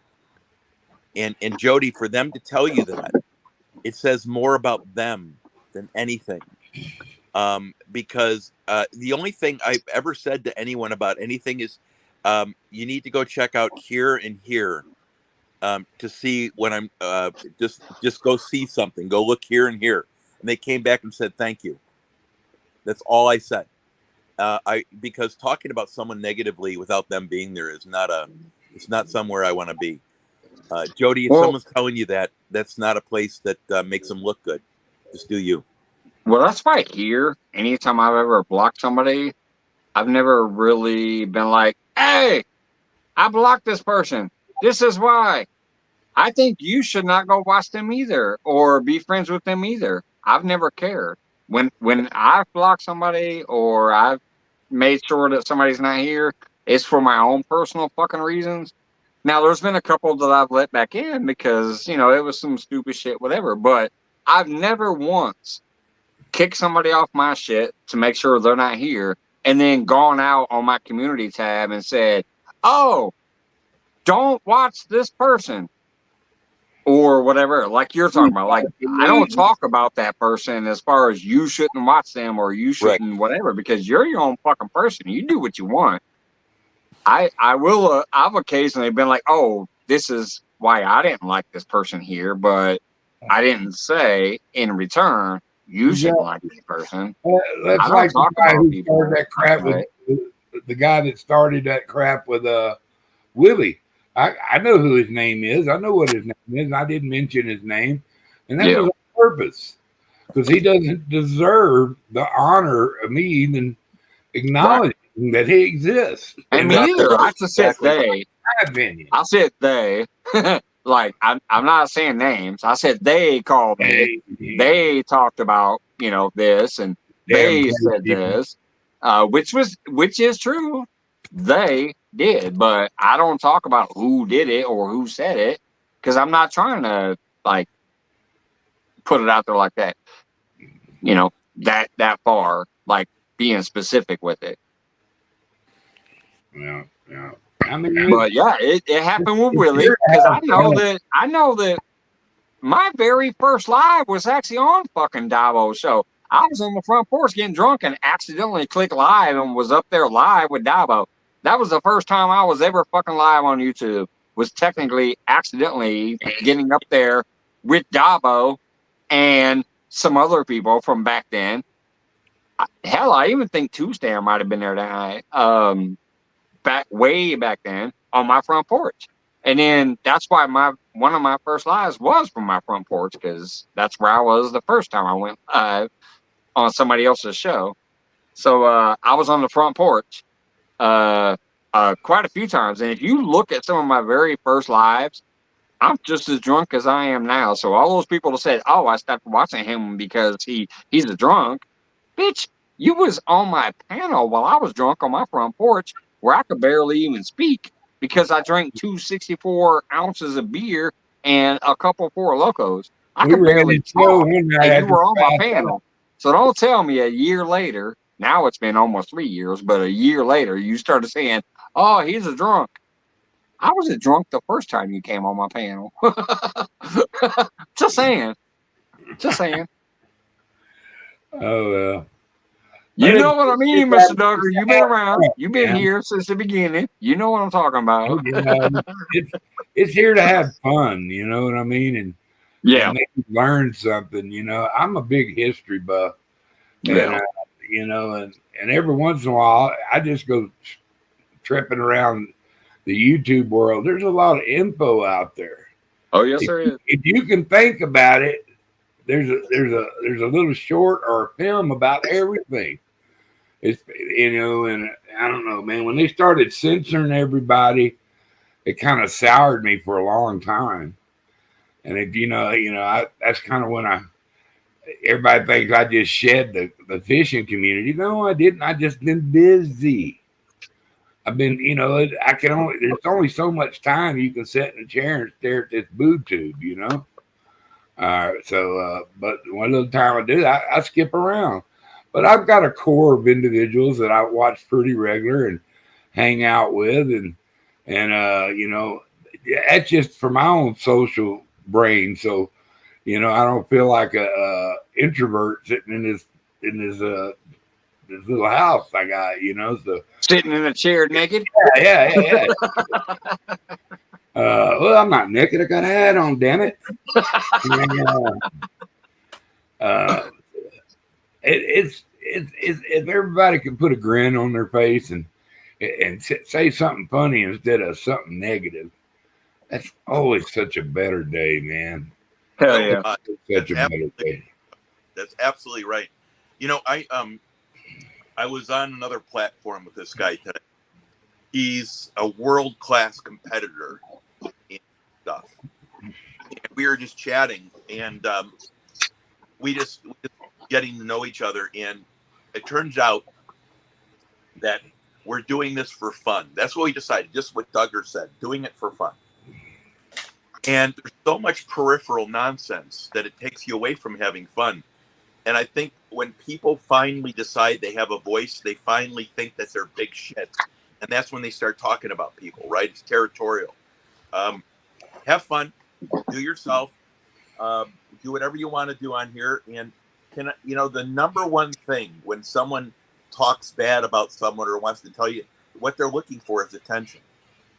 And the most painful thing to a narcissist or a bully or a thug online Brandon. talk negative about you is that you ignore them. And if you ignore them, it's almost like physical cuts with a knife because they cannot believe. Hey, Bottle Caps, I want to tell you guys, Bottle Caps, huge channel. You need to get to know this guy. He's a great guy. He's a huge supporter of the channel. And I vouch for him 100%, guys. This is a great follow. You cannot keep up in his chats, by the way. 70,000 people. Anyway, my point is, Doug's. All right, Johnny, if you're vouching for Bottle Caps, I'll try to remember to follow that within the next couple of days. Bottle Caps is the man. He's a legit dude. He's a retired. I think he's a retired medical guy. Some type of medical stuff. Farm, like a. Is he a retired bottle cap collector? I'm just kidding. Oh, God. Yeah. He keeps the fizz in. I had to play off the name. That's You're all like, right. he's retired something. I'm like, bottle cap collector? Great guy. A retired paramedic. There you go. Salute, sir. And I want to tell you, the retired paramedic, if you're with the right organization, you can do real well. Like you're with the fire department. God. The Dago. But if you're independent, you get paid nothing. And they have to know so much stuff. It's unbelievable. Wow. Absolutely. Ambulance services. Wow. Oh, yeah. Every time the fire department gets called or the police get called or any of that shit gets called, who's accompanying them? The paramedics. Right. Yeah. Every time. And you call the fire department, say my house on fire. Paramedics show up too. that should prove one point. You never know who you're really talking to on YouTube. You could be talking to a 5-star general and not know it. You could talk to a guy who's a retired ambulance service for 35 years. You could be talking to a handsome fat man that's seen the critter more than once in the woods. A handsome fat man. Who would that be? I have no idea. Yeah, as handsome as me, but so I mean, a lot of people don't know what my early life was. Hell, I rodeoed. I worked on every kind of boat there ever was. Worked on drilling rigs. Ran crew boats. Worked on tugboats. Pump barges and ships. I was a tankerman. Well, where did this come from, Mr. Duggar? Tell the story about this. I do have a story that came from my good buddy David Huddleston, who was a famous man. That knife has a story to it. And Mr. Duggar sent me that knife. I've got a matching one just like that. I wouldn't give it. I wouldn't take nothing for it. Oh, you gave me the copy. Never mind. He gave me the copy. Two of the same. I thought this was the real deal. You got a better. It's a copy. But I've got man, look at that bad boy. This whole knife collection, and that's a real light knife. That's actually a good net fish knife, a good net knife. Yeah. That's the kind of knife I always. And a nice little leather sheath too. 1 second here. When I shrimped, I carried a knife like that with me everywhere because that's what I mended nets and stuff, and that thing was razor sharp, buddy.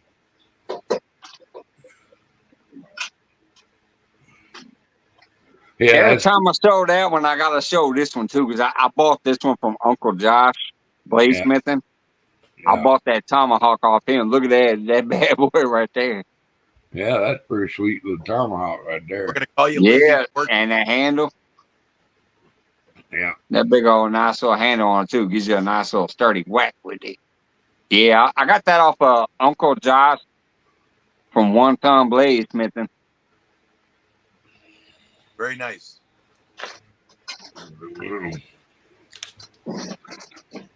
And it's 10 o'clock already. Man, time goes by so fast nowadays. Doesn't it, Duggar? Oh my and God. It just got dark. Oh, snap! It was dark.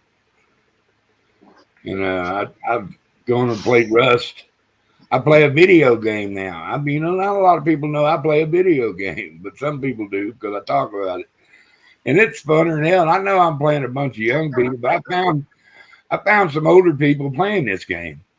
In fact, my partner's like 50 years old, but he's got a friend who's 47, and he plays with us. So when we get a trio up, we're pretty formidable crew. You know what I mean?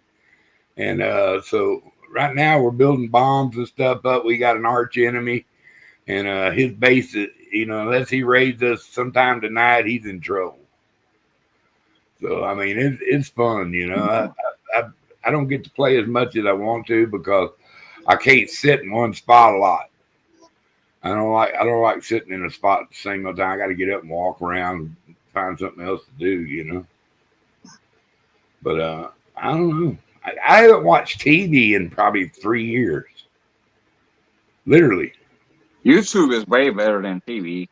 Yeah. Usually. Well, I watch movies all the time on YouTube. I watch old westerns all the time. Oh, excuse me for a minute.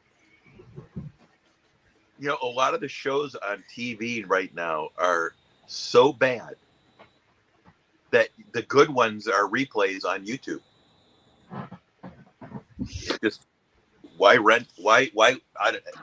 What we pay for media in my house, I bet you is $1,000 for television, for cable, for phones, and all this stuff. It's unbelievable. It costs a fortune.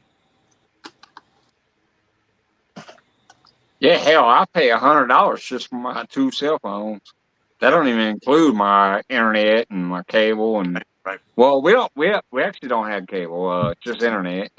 But yeah, my 2 phones alone is 100. My internet is 124. So just for the internet and my 2 phones, that's like $250 almost. Yep. And we've got 7 kids.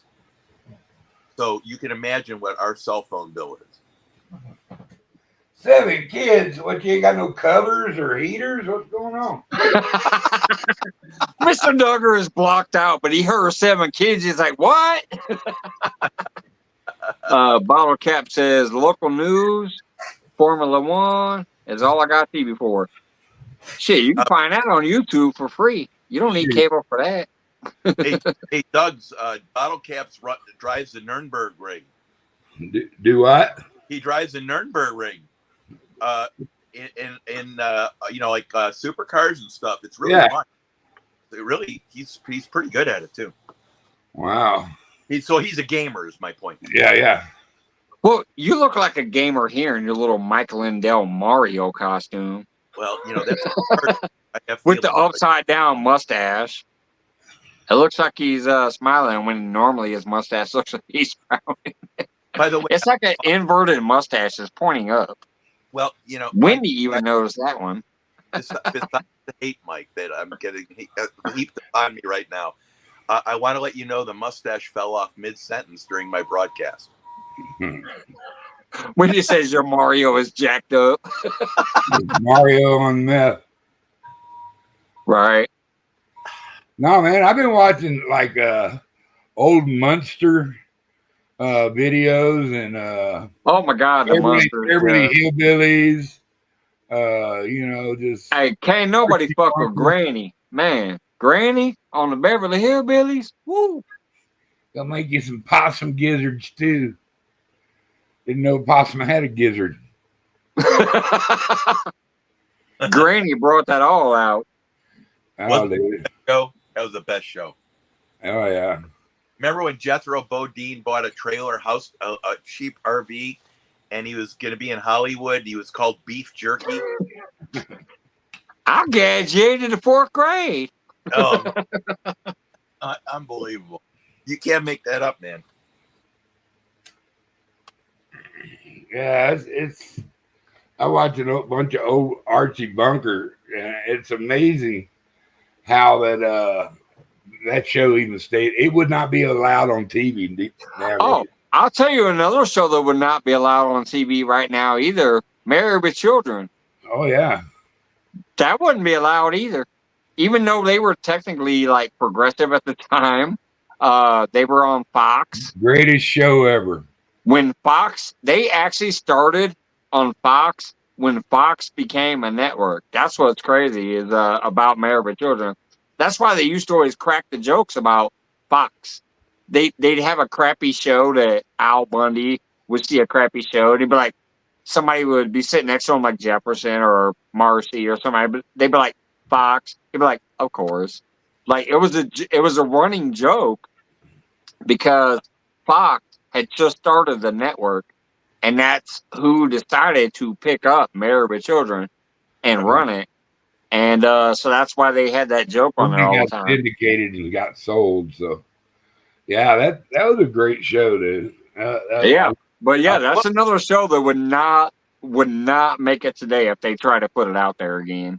I had a little portable TV that it was almost like a Coleman gas TV, you know, the camp TV, and I had to be in bed, you know, by 9 o'clock for school when that come on, you know, and so I'd get in there and I had my earplugs in. I watched every show, you know.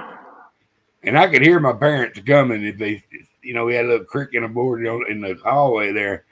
I could slide that down pat, boy. Oh, could y'all see Wendy doing a live show dressed up as Ellie Mae Clampett? I think I'd pay for that. Oh my God, Chris! Yeah, Sanford and Son. I remember that one. And yeah, All in the Family, old school shit. I put you across your lips. But yeah, Southern Ripple, Sona Girl dressed up as Ellie Mae Clampett in the she shed. I might pay to watch that one too, Mr. Duggar. Hey, I mukbang the burger for you, Wendy. You can dress up like Ellie Mae for us. Dude, I watch so many I watch a lot of old war pictures with, you know, like with Robert Mitchum and John Wayne and all of them, you know, so that's pretty cool. Question. And, I watched some real old ones. I watched some Charlie Chaplin, you know, the old Chaplin was a man. Yeah. For and the silent videos, real silent. Funny as fuck without saying a word. Yeah. Without saying a word. Funny as fuck. Yeah, he was. And, you know, I wish I haven't found it yet, but I keep looking for it. That was that British show, now for something totally different. Monty Python. Oh, yeah, Monty Python. Hey, wait a minute. Hold on. I got something better than that. Russ Myers. Cool, but Russ Myers. I know you know Russ Myers. It was all about the big old tatas hanging out. Yeah. How about Benny Hill? Yeah. None of this shit will be allowed on TV these days. None of it. Let's go. So I don't know. Benny Hill, Russ Myers. Yeah, no, none of that shit would be allowed on TV these days. Back then, yeah, in the 70s, that you sit down in Casablanca. You know, so I mean, stuff shows like that. It's pretty cool. You know, 30 Seconds Over Tokyo. That was pretty cool. I always liked them. Any war picture that had the Corsair in it.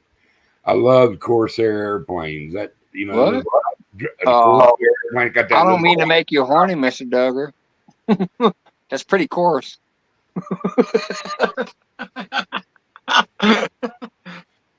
I said airplanes, you idiot. Yours looks a little more flowy. Mine's pretty coarse. Well, you know, I wash mine.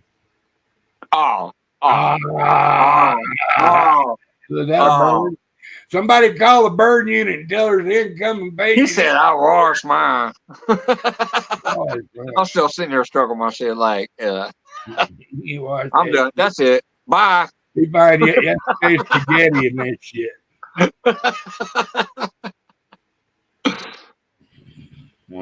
People didn't get butt hurt back then. When we were, yeah.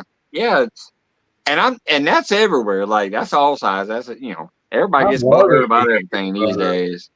This I said this I said that. Woo woo woo woo woo. No, back in the day, comedy was comedy. Didn't matter. Hey, what's up, Lauren Directo? Hey, Lauren. What's up, girl? Good to see you. Hi, Lauren. Hey, Lauren. You know, and I watch a lot of old comic routines. Like Sam Kinison, Richard Pryor. Oh yeah. It's fun to watch people like that. Steve Martin, which I think was That's what comedy was. The Jerk was one of my top 10 movies. Oh my God, I'm taking nothing but this lamp. and this. He's like pulling shit with them when he's walking out. And this lamp.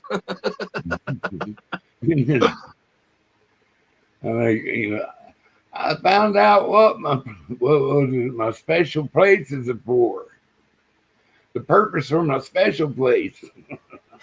Special purpose. Special place. We've been doing it a lot. That's another thing I like about YouTube is you can find some of those old classics that are still out there. Like TV won't play them, but you can find them on YouTube. Oh, they're all out there, and it's crazy. It's fun.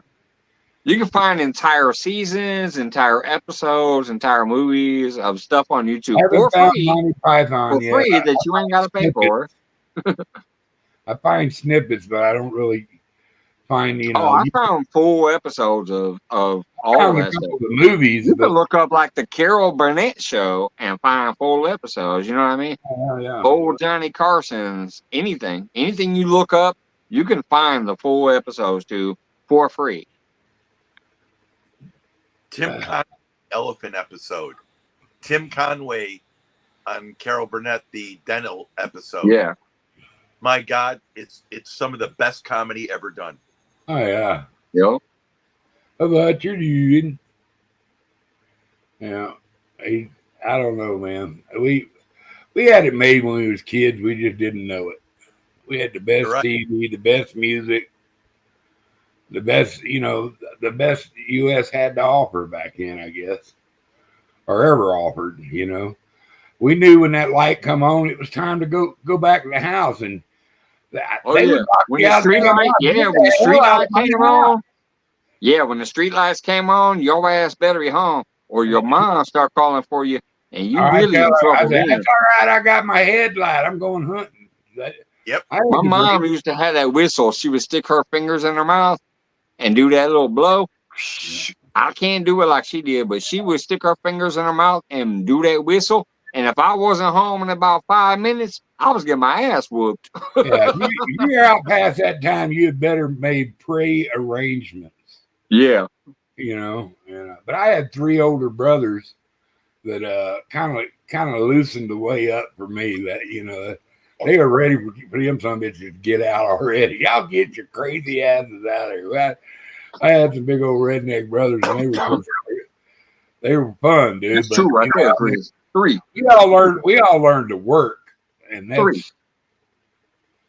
Yeah, we had 3, and then they brought. It was unless you had cable, you had VHF or whatever the hell that was. But if you didn't have VHF, you had that UHF. You had 3 channels, and you had to click. I'm 2, 13, and 11. You had like 100 numbers on that little stupid dial, but you could only get 3 channels. Right. I remember that. Yeah, there was like 100. It was like 0 to 99, but you could only pick up 3 on UHF. Yep. Well, and UHF was always like professional wrestling in black and white. Wahoo, man. You had sports, news, or politics, or soap operas during the day. Yep. That was about it. But Saturdays, you had the cartoons. Yep. And Sunday mornings. Yeah, Saturday and Sunday, you had the cartoons because the kids, Sunday out of was school. Davy and Goliath. That was Remember, a Other cartoon. than that, it was soap operas, news, daily talk shows, or politics. And we had football. You know, we watched football and baseball at my house. You know, and roller. my mom was the biggest Oiler fan there ever was, an Astro fan. And my daddy, he liked both of them too, but my mother, she would, dude, you didn't want if the Oilers lost, you didn't want to be around the house. You know. But you know, everything was much more important back then because there wasn't so much. You know, I always think about why was comedy so good. I think the writing was way better, but and it was such a new genre. There was nothing was off limits. So, Yeah. but I always thought that everything was so simple. Like the sets were simple. You didn't need all the fancy sets and the CGI, right? You didn't need any of that. There, you know, if you go back to the Honeymooners, You didn't need no pyrotechnics. Nope. Remember in the Honeymooners episodes, the walls were canvas. Oh my God! Yeah. One of these days, Alice, pow, Bang. right in the kisser. Yep. You know, during the day we were working. Whether you know, we gardening and taking care of business. You know, that my dad he worked as a tugboat captain, and we just because he gone doesn't mean we didn't have a big garden every year to put up food. You know, and we canned all our own food and raised our own rabbits and chickens and steers and ducks. We had some people that would clean our chickens and ducks because we didn't want to do it, and of course we had our beef processed, but everything else, the rabbits and stuff like that, I would take care of, you know, and but we raised everything. Man, we had okra, beans, potatoes, corn, watermelon, cantaloupes, tomatoes, you name it, we grew it. We can it, and I tell you what, my mom was a professional canner. She made the best strawberry jelly in the world out of tomatoes. It's crazy, huh? Using strawberry jello, and it was delicious. Did she add strawberries to the tomato, or how did she do? Strawberry jello? Oh, okay, I got you. Yep. And she had a German chocolate cake. It was just wonderful. And that's one of the only sweets I eat is German chocolate cake. I'd give 2 years of my life up to have one of her carrot cakes. I'm not kidding you. And I'm gonna tell you also, she made a pistachio cake. Everything was all handmade. There wasn't nothing come out of a box. You know what I mean? You know, she had we had the flour and stuff. We'd buy flour. We never bought eggs. We never had to buy milk because we had a milk cow. You know, we had all our own meat, our own vegetables. And, you know, so we could afford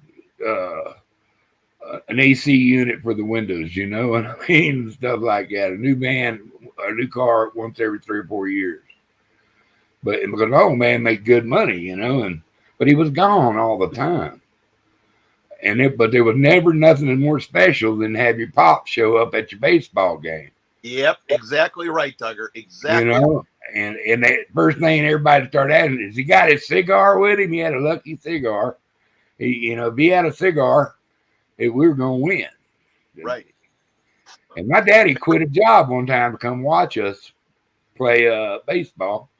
And then the company begged him back. He said, I'm going to go watch my boy play. I was going into All-Stars. You know what I mean? Right. And he said, I'm going to go watch my kid play. It's a day. I'm just asking for one extra day off so I can go watch my kid. And they were getting me out. He said, well, go ahead and keep this job then. And he said, I'm going to go. And he turned around and left the room. And he went in there and started packing his shit off the boat. And the plant manager come out there and said, George, you're really going to quit to go watch your kid? He goes, yeah. He goes, I got to admire that. He said, you still got a job when you come back, at your regular time back. He said, well, thank you. But yeah, Pop was there and had a cigar. We were going to win, you know, and I'd never forget that. And I'd have my brothers up there in the announcer booth, Right. you know. You know, Doug, what you just said though, it's not the big things to a kid. It's all the small stuff. It's time. It's showing up to the baseball games, the hockey games. It meant everything. And there was nothing more important to a kid that their parents showed up to support them. And there's many dads and moms that couldn't do it because they were so strapped for time. Yeah. They couldn't do it. And it's not character issue. Mine was one of those. Yep. You know, I mean, he literally worked 2 weeks on and a week off. So at least once a month he'd get to watch us play or you know, and baseball season was kind of short, you know. It wasn't like we were a pro team. We get to play 8 or 10 games and then it was over with, you know. We went into the finals. Right. And to have him show up when I made All-Stars, and it was pretty cool. That's better than cool. Those are memories. You still remember. Yeah. That's why he's naked tonight, except for that baseball cap. When I was one of my earliest memories as a kid was getting up one time for Christmas, and my old man must have had 2 miles of railroad track laid around that house. And he had a little choo-choo train going along that every once in a while would puff a little smoke out of it. It'd line up one of the old ones that's worth $1 jillion now. Yep. And you could hear that thing going choo-choo come down there. And he had it put together, and he had been up all night long putting together Christmas present. Bike. We all got a new bike that year. We all got that big badass train. And I still to this day say the old man got the train for himself. Because he was always tinkering with it, you know what I mean? Did he have other trains, Tugger? Do what? Did he have other trains? No. That was the weird part about it. I think it just captured him. But you know, he had a whole little. But he'd always be acquiring different parts for a town or a crossing or an extra car to go with it. You know, you get that car on your birthday. Sure, Dad. Thanks for a car for my train. My train. Right. It was kind of like the running joke at our house, you know. But that thing ran all the time. And but that kept your dad happy. There's oh yeah. Right? And that's that. Think about all he did to make you guys happy, and that isn't it quirky that it was a train. Yeah, and he you just got to understand. My old man was an old fisherman and a tugboat captain. What worried about trains? You know, how he ever get that? But I never gave. One time he was leaving to go to work, and he said, "Oh boy, y'all need to quit gathering rattlesnakes. You're scaring your mother to death." He said, "I'll see you in the We wouldn't have had 20, 30 of them big evil son of bitches back there in the snake pit, but we'd sell them for hides. Or we'd sell them to the snake guy, which some of them they'd extract the poison out of them for kinds of. Some of them would go to leather and some for meat. You know, and I couldn't think about eating those snakes. But my mother didn't know we had it back there. And I was going across there. We raised mice and stuff. You know, we raised them. And rats and stuff. And I was going back there with a cage full of rice and mats and mice and rats. And she said, "Dougie, where are you going with all them little animals?" I said, "I'm going to go feed the snakes." She said, "Show me the snakes." She said, "Y'all got snakes?" Yeah. And when I throwed them out there and them dinosaurs started coming out from everywhere, you know, chasing them little critters. And some of them, you know, were already deceased, but there was a few live ones we left in there because you had to watch it because a rat would actually kill a snake. Right.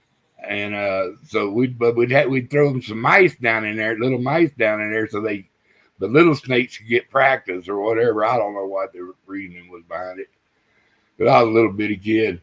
And she she went out there and about beat my older brothers to death without beating them. And she made them spend about 2 hours showing me how to kill a snake. And I said, we're not killing them. I liked them, you know. Yeah. But buddy, we had some dinosaurs out there. I'm talking about 5, 6, 7 foot snakes. That reminds me of a snapping turtle story that I had with my mom one time. I used to catch big old snapping turtles all the time. One time I happened to catch into about a 50-pound snapping turtle. It's a big I turtle. rolled his ass all the way home. I was gonna put him in the swimming pool thing eventually. The kiddie swimming pool out in the backyard. We had a big fence over that was my kind of sanctuary for reptiles and other things. But I couldn't put him in there yet because I had to make some adjustments. So I put this big old 50-pound snapping turtle in the bathtub, turned the water on, filled it up a little bit, pulled the curtain closed. Well, my mom wakes up early in the morning. She goes in the bathroom. She sits down to do her business. She hears some splashing. So she thinks somebody's in there taking a bath.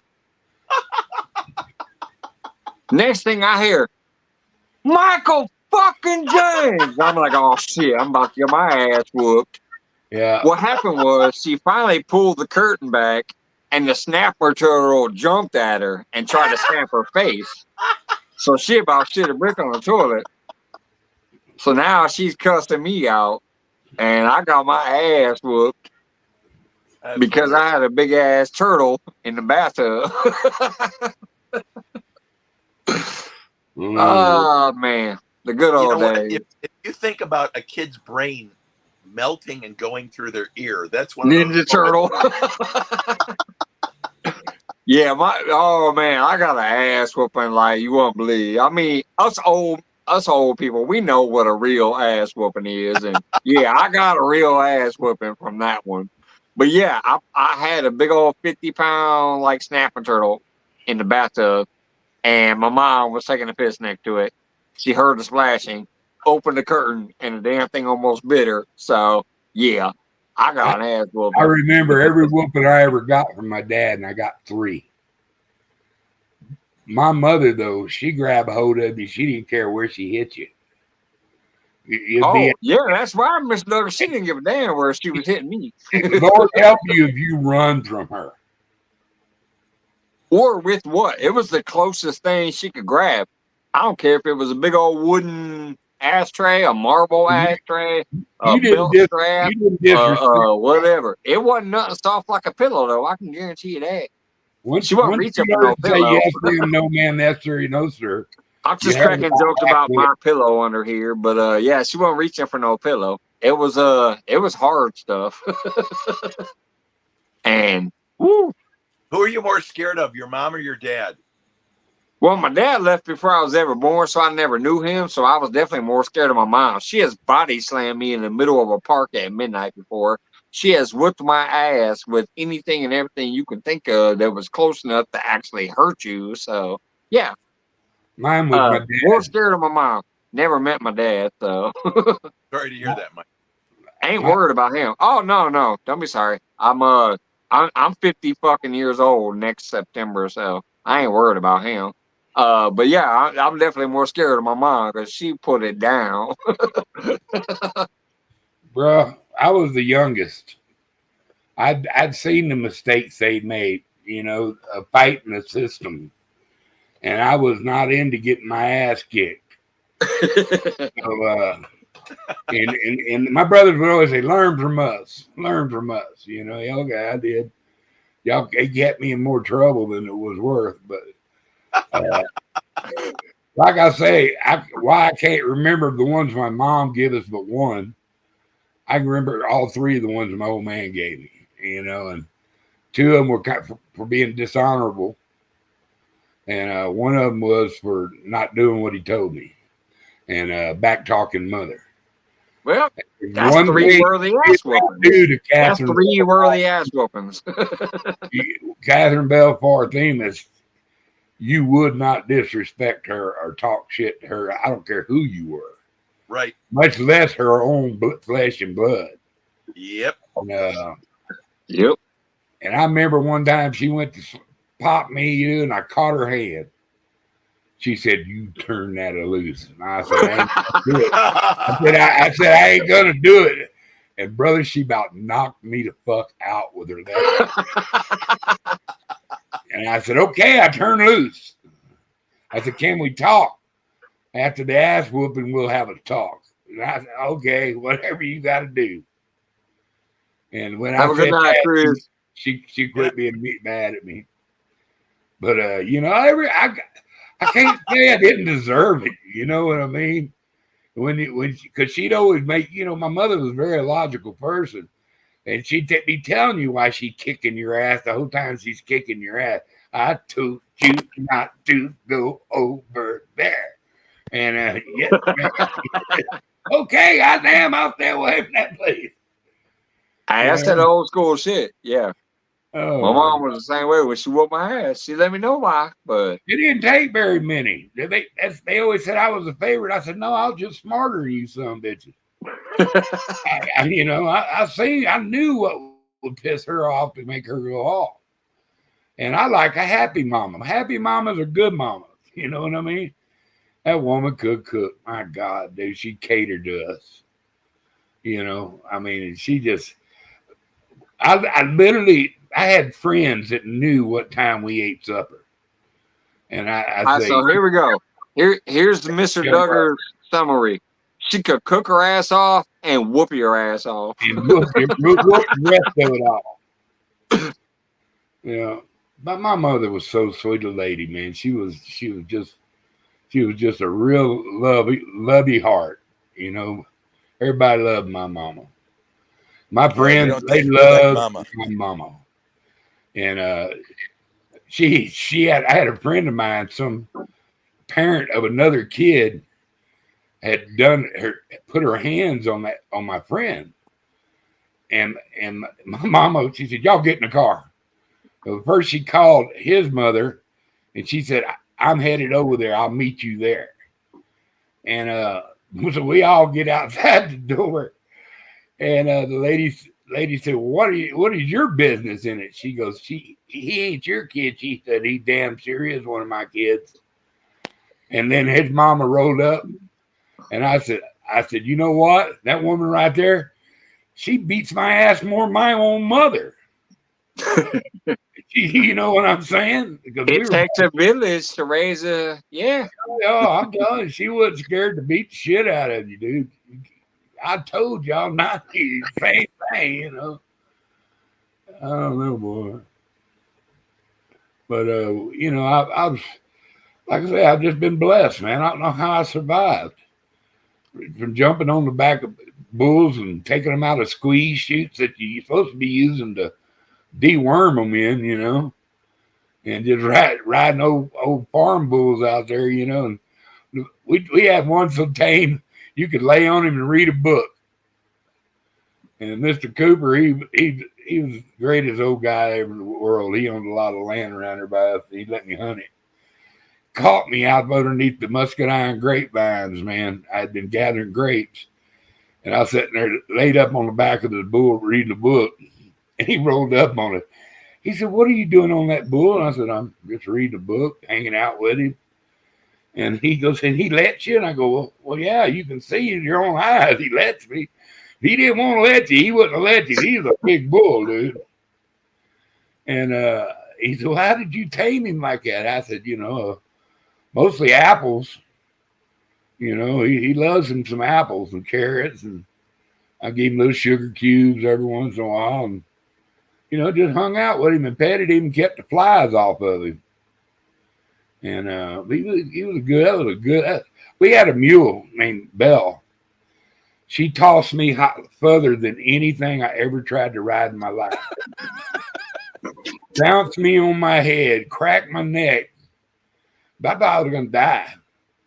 And she came over there, stood over me the whole time because she didn't know no better. She was a lovey-dovey mule, but I tried to get on her back. And of course, my grandfather told me, he said, "You stay off that mule, she'll hurt you." I could never get a free one, Well, I didn't know she was going to hurt me. Well, my grandpa told me to stay off her back or she was going to hurt me. That high bone son of a bitch throwed me about 40 feet up in the air, bro. Wow. She launched me. And when I come down on my head bone, I seen starlets and heard noises I shouldn't have been hearing around my neck. You're lucky you're here still. Oh, yeah. And of course, you know, my grandfather over there watching the whole damn thing. You know, I thought I was getting away with everything. I never got away with nothing. I was the most unluckiest person in the whole wide world. I couldn't. That's what made me an honest man, because I never got away with a thing in my life when I was young, you know, because I couldn't look somebody in the eye and lie to them, you know, because I you know, are you telling the truth? Oh, yeah. You know, I just didn't have, you know. Telling the truth is very refreshing. It's the most liberating thing ever. It's a lot easier to remember than a lie, for sure. I can't remember what I said. I have to tell the truth. Yeah. Hey, Duggar, let me ask you a question about this bull thing, because those motherfuckers are big. And What's I'm not that? talking big. They're enormous. What's How that? old were you? Oh, I was probably about 12, So 13. So how does this work? You're feeding them apples from the fence, I take it, right? No, inside the fence. Okay. He wasn't a real bad, aggressive bull. He'd been around people, but, you know, not somebody that you just didn't walk up and pet him. Right. And he's always looking for something free to eat, you know. And so I started bringing him apples and celery and just whatever I could, you know, pinch for him, you know. Right. And one day he just come over and started sniffing on me, and I just handed him a piece of apple, and he sat there and chewed it, and then he just sat down, laid down, and sat there and chewed his apples as I gave him to him. He was happy as he could be, and I just hung out. I did a lot of reading when I was a kid. Yeah. You know, it's not that I didn't have friends. It's just I enjoyed my time off, because I worked my ass off as a young man. I had my own fish business. I was raising a garden. We worked on our own cars back when I was a kid. That was hanging out, you know, on the YouTube back time. We worked on our cars, and you know, just, you know, it was a different time. Right. And but I don't know how to even explain to somebody nowadays.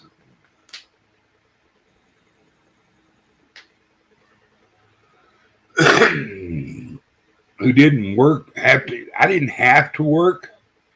I enjoyed it, because that means I could go buy me a car. Right. Right.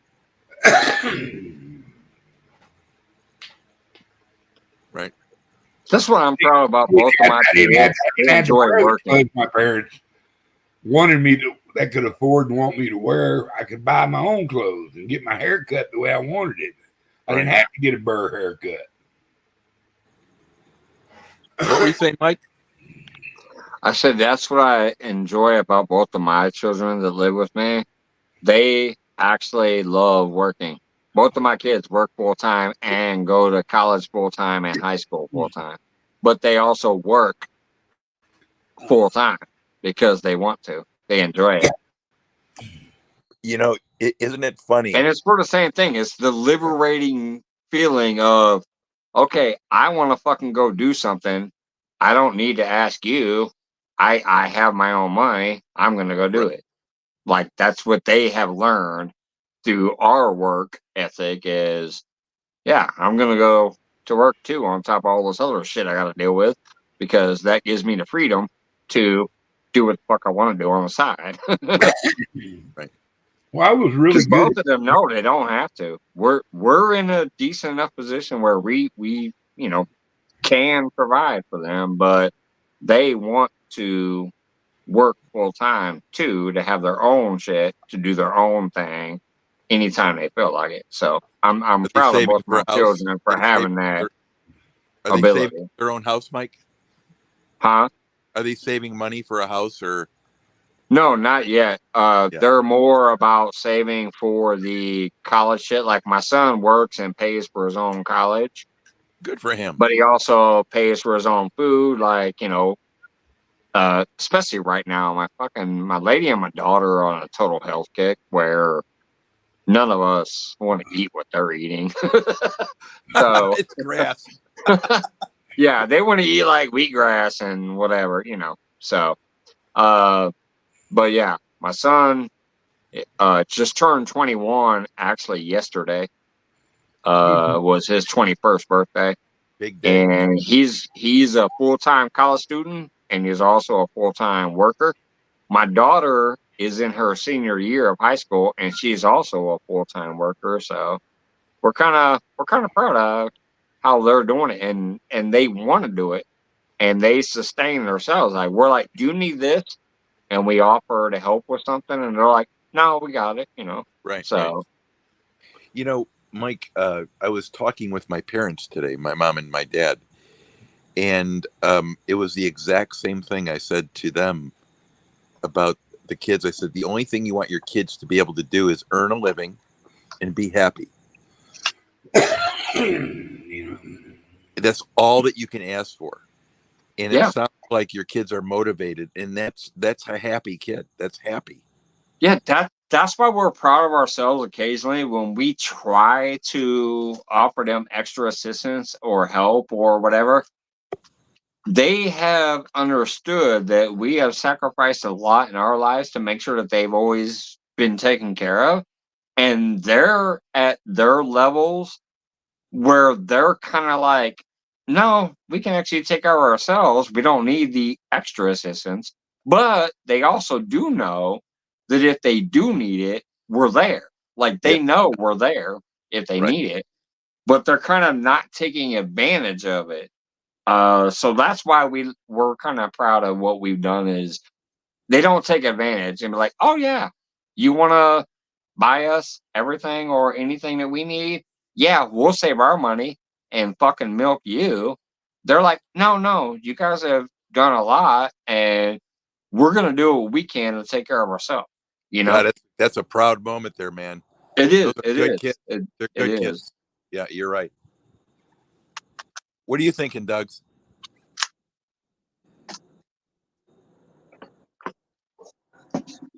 He's thinking he's muted.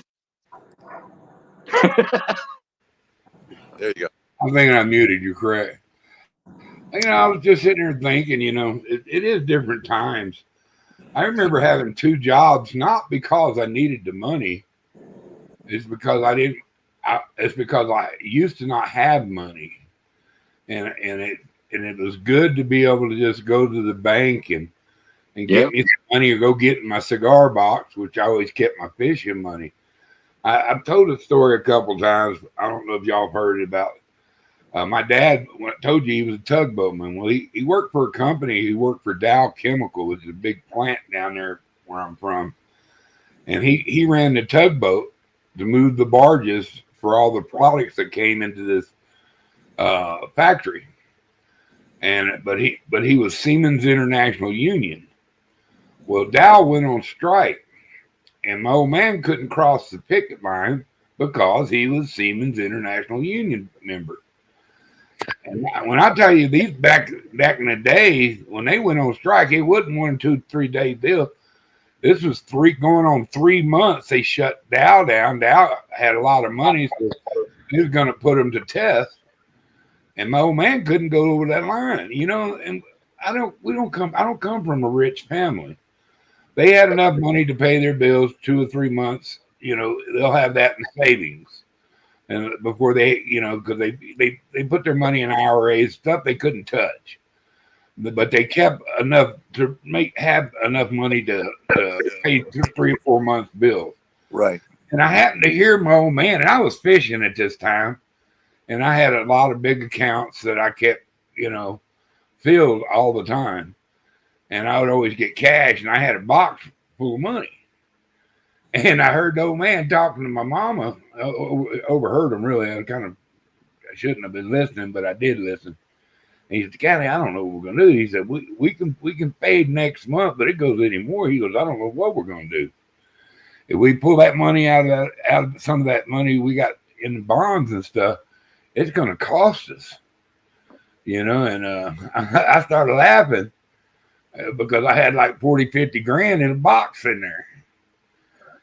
So I walked back in the living room and I walked over there and I threw 10 grand in my old man's lap and threw 2 grand in my mom's lap. I said, here, old man, pay your bill. Mama, go play bingo. I walked out the door. And before they could get say anything, old man, he jumped up and he Douglas, you get your ass back in here. I said, what? But I had places to go, things to do. And he come in. Great moment, and he goes, where'd all this money going? I said, that's my fish money. And he said, he knew I was saving up for a boat. And I wanted a real boat, to catch snapper with. I wanted to go away from catching catfish to go catching snapper. Right. I'd already been buying other people's snapper and reselling it. So I wanted to get a boat on the water, catching my own that I didn't have to cut money out to buy. And anyway, I told him, I said, Daddy, I said, you know what? I have never wanted for a thing in your house. And as long as I'm alive, you're never going to have to want for anything in your house. I said, go pay your bills. I said, you don't even got to pay me back. I said, if you want to pay me back, you can. Right. But you don't got to. I mean, my money's your money. I wouldn't have been able to make this money. I wouldn't be here if it wasn't for you. Right. And I said, I love you, man. Be happy. And he was happy that day. And he said that just took a bunch of stuff off his shoulders. That's the first time his back hadn't hurt in a week or two, and he goes, it just like relaxed my whole body. I said, did you put it all in the bank? He said, hell no, I didn't put it all in the bank. I said, that's smart. So they charge you to hold your own money. And so he put it in as needed. And mom went and played bingo in Oklahoma, won a Cadillac and $10,000. And a lady bingoed with her on the Cadillac, bought mom's share of the Cadillac out for like $9,000 or something like that. So she come home with almost 20 grand, and she'd only taken 1,000 with her. So that was pretty cool. Doug, that's the day you became. That's what you call flipping. She flipped it. Yeah. Doug, that's the day you became a man with what you did with your dad. Dude, I was already a man. Good for you. I had moved out of the house when I was 16 for good. Oh, I didn't know. Okay. I moved out the first time when I was 15, but it was on the back part of our land. You know what I mean? Right. I had my own shack. And when I moved out when I was 16, there were no hard feelings or nothing like that. It's just I was just making stupid money. I was making more than most people. I was making over 100 grand a year back in the 80s. Come on. That's a lot of money. In 79, I was 20. That was that booger sugar money back then. So you were just rolling in it. I was rolling. I had more money than Carter had Little Liverpool. Yeah. I went and bought a little beach house on Surfside Beach. And of course, that turned into party headquarters because I'm 20, 21, 22 years old. But I didn't let my partying get in the way of my business.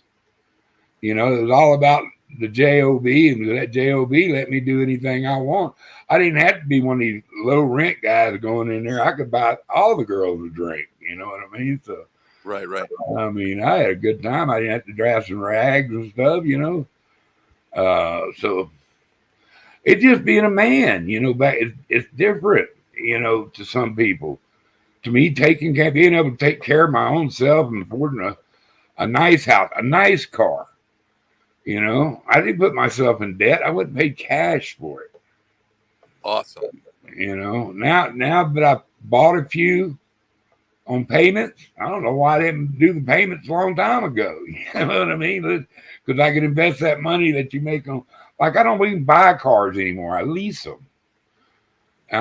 You're crazy if you buy a car.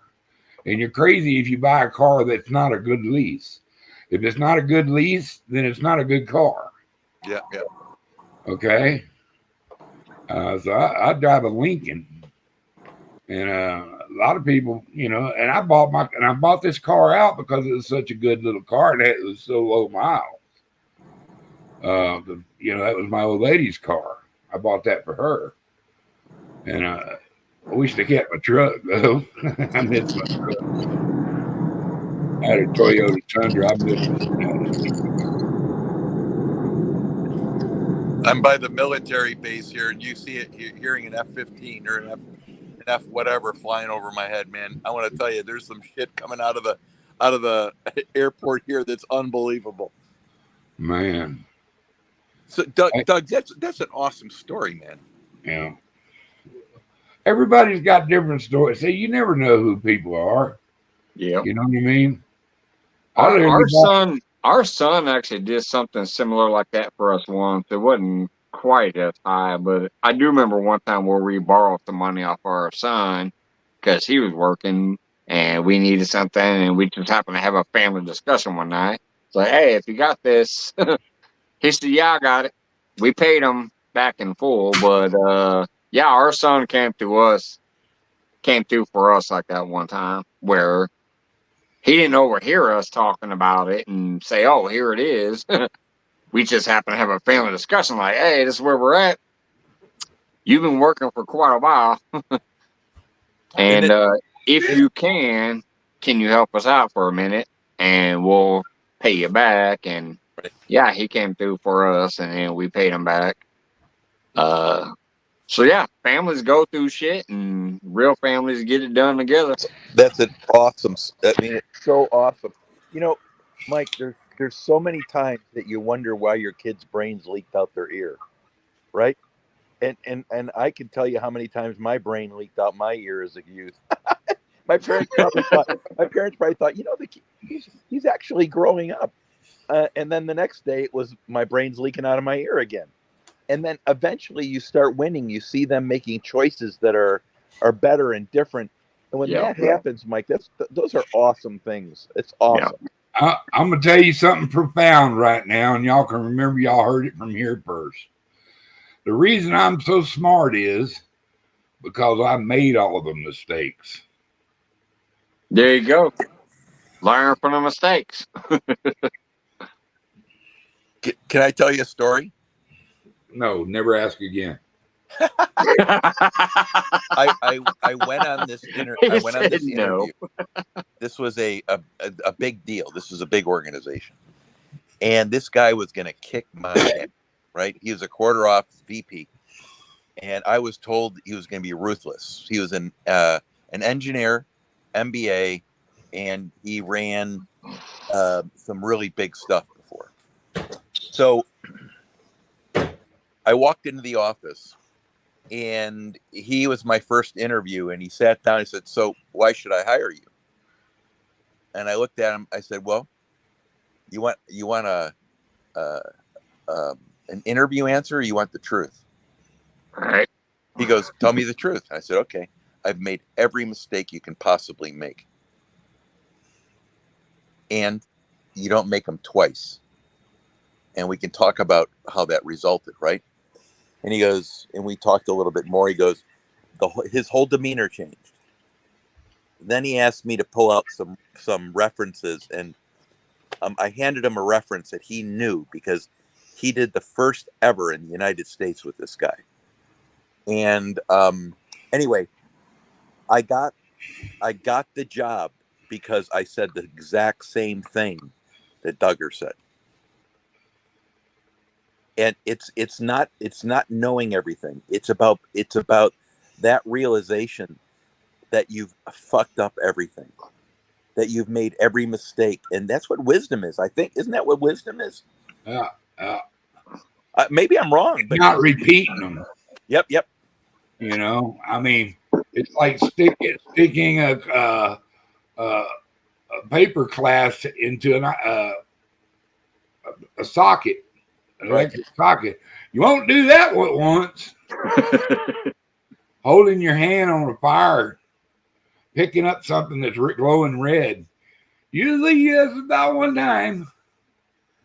You know? I used some metal handle scissors to cut a cord that was plugged in one time. Yeah, I'll never do that again. Yeah. Can You I tell gotta you what learn from those mistakes. you know what you'd never do Basically, twice? like you take a cord like this, but it was plugged into a wall. I took some metal handle scissors and cut that bitch. Oh yeah, I got shocked. I blew a fuse. The whole house like smelled like electrical tape being lit on fire. You were the I never made that mistake again. Understandable. Yeah, the other thing I think you'd only do once is pee into a cattle fence. Yeah, you're gonna I've be heard. shocked. I don't know, guys. Has anyone done that here? I've never done it, but I know that Dude, electricity you're will asking flow boys through that water. Yeah, of course I have, but I He didn't got know I throwing 40 was. foot off a mule. He knows. Now I didn't know I was, but I learned it even better how badass they are. I was squirrel hunting, looking up, chasing a squirrel across this little pasture, and I stepped right in between two strands. I couldn't get out of it. Oh boy! And it batted me about 4 times where I got my leg out from between them. Oh my God! And I tell you what, they had it on for horse and cow patrol, so it gave you a pretty damn good zap. And, maybe that's why your hair's all fluffy still. Right. Ask the Greek in me, you know how that is. That's why your mustache is upside down. Yeah, he found him a socket tonight. Still doing it, are you, Johnny? Yeah, you know, I don't know, man. It's just we old parts. I don't belittle young people because they don't know what's going on. But when I can sit there and just see stupidity and nobody's holding them accountable for it, it blows my mind. And they wonder why we froth at the mouth and our brains go all over the place from minds exploding with how did you survive? Why weren't you weeded out? You should have been weeded out. You know what I mean? Survival of the fittest? Yeah, no, not from somebody doing it, from them hurting their own self. Right. But they stupid. You know, nothing, you know, no malfeasance here, you know. They just didn't make it. They was that tadpole with the bent tail, you know, he just ain't gonna make it. You know, I'll tell you this. You can coaching young people. If you try to coach everyone, you're gonna fail. If you can pick just a few of them that you know are coachable, and they're highly uncoachable. Any person that's like, what age would that be? Between 10 and 21 knows everything. They got everything all figured out, right? Yeah. But if you can find one that's coachable, that'll listen, and you can word it in the way they can interpret it, you can really make an impact. But it's so rare anymore because no one puts any thought into anything. Dude, you talking about coaching. Yep. My buddy coached a little part football team. And his assistant coach couldn't be to a couple of the games, 2 or 3 of the games. And he asked me to help. I was, yeah, you just want me to come herd cats with you is what's up. But no, we got there and it turned out it was fun. You know, I went right into the sideline and I was asking everybody their names and that everybody said, who's that kid over there? And he goes, that's old Make 'em Cry Mikey. And I said, what do you mean? They call him Make 'em? Yeah, he said, before the game's over, he's gonna make somebody cry. He was a little roving linebacker. And he speared the little quarterback, made him cry. And he comes skipping back to the deal like a little how the little professional players do.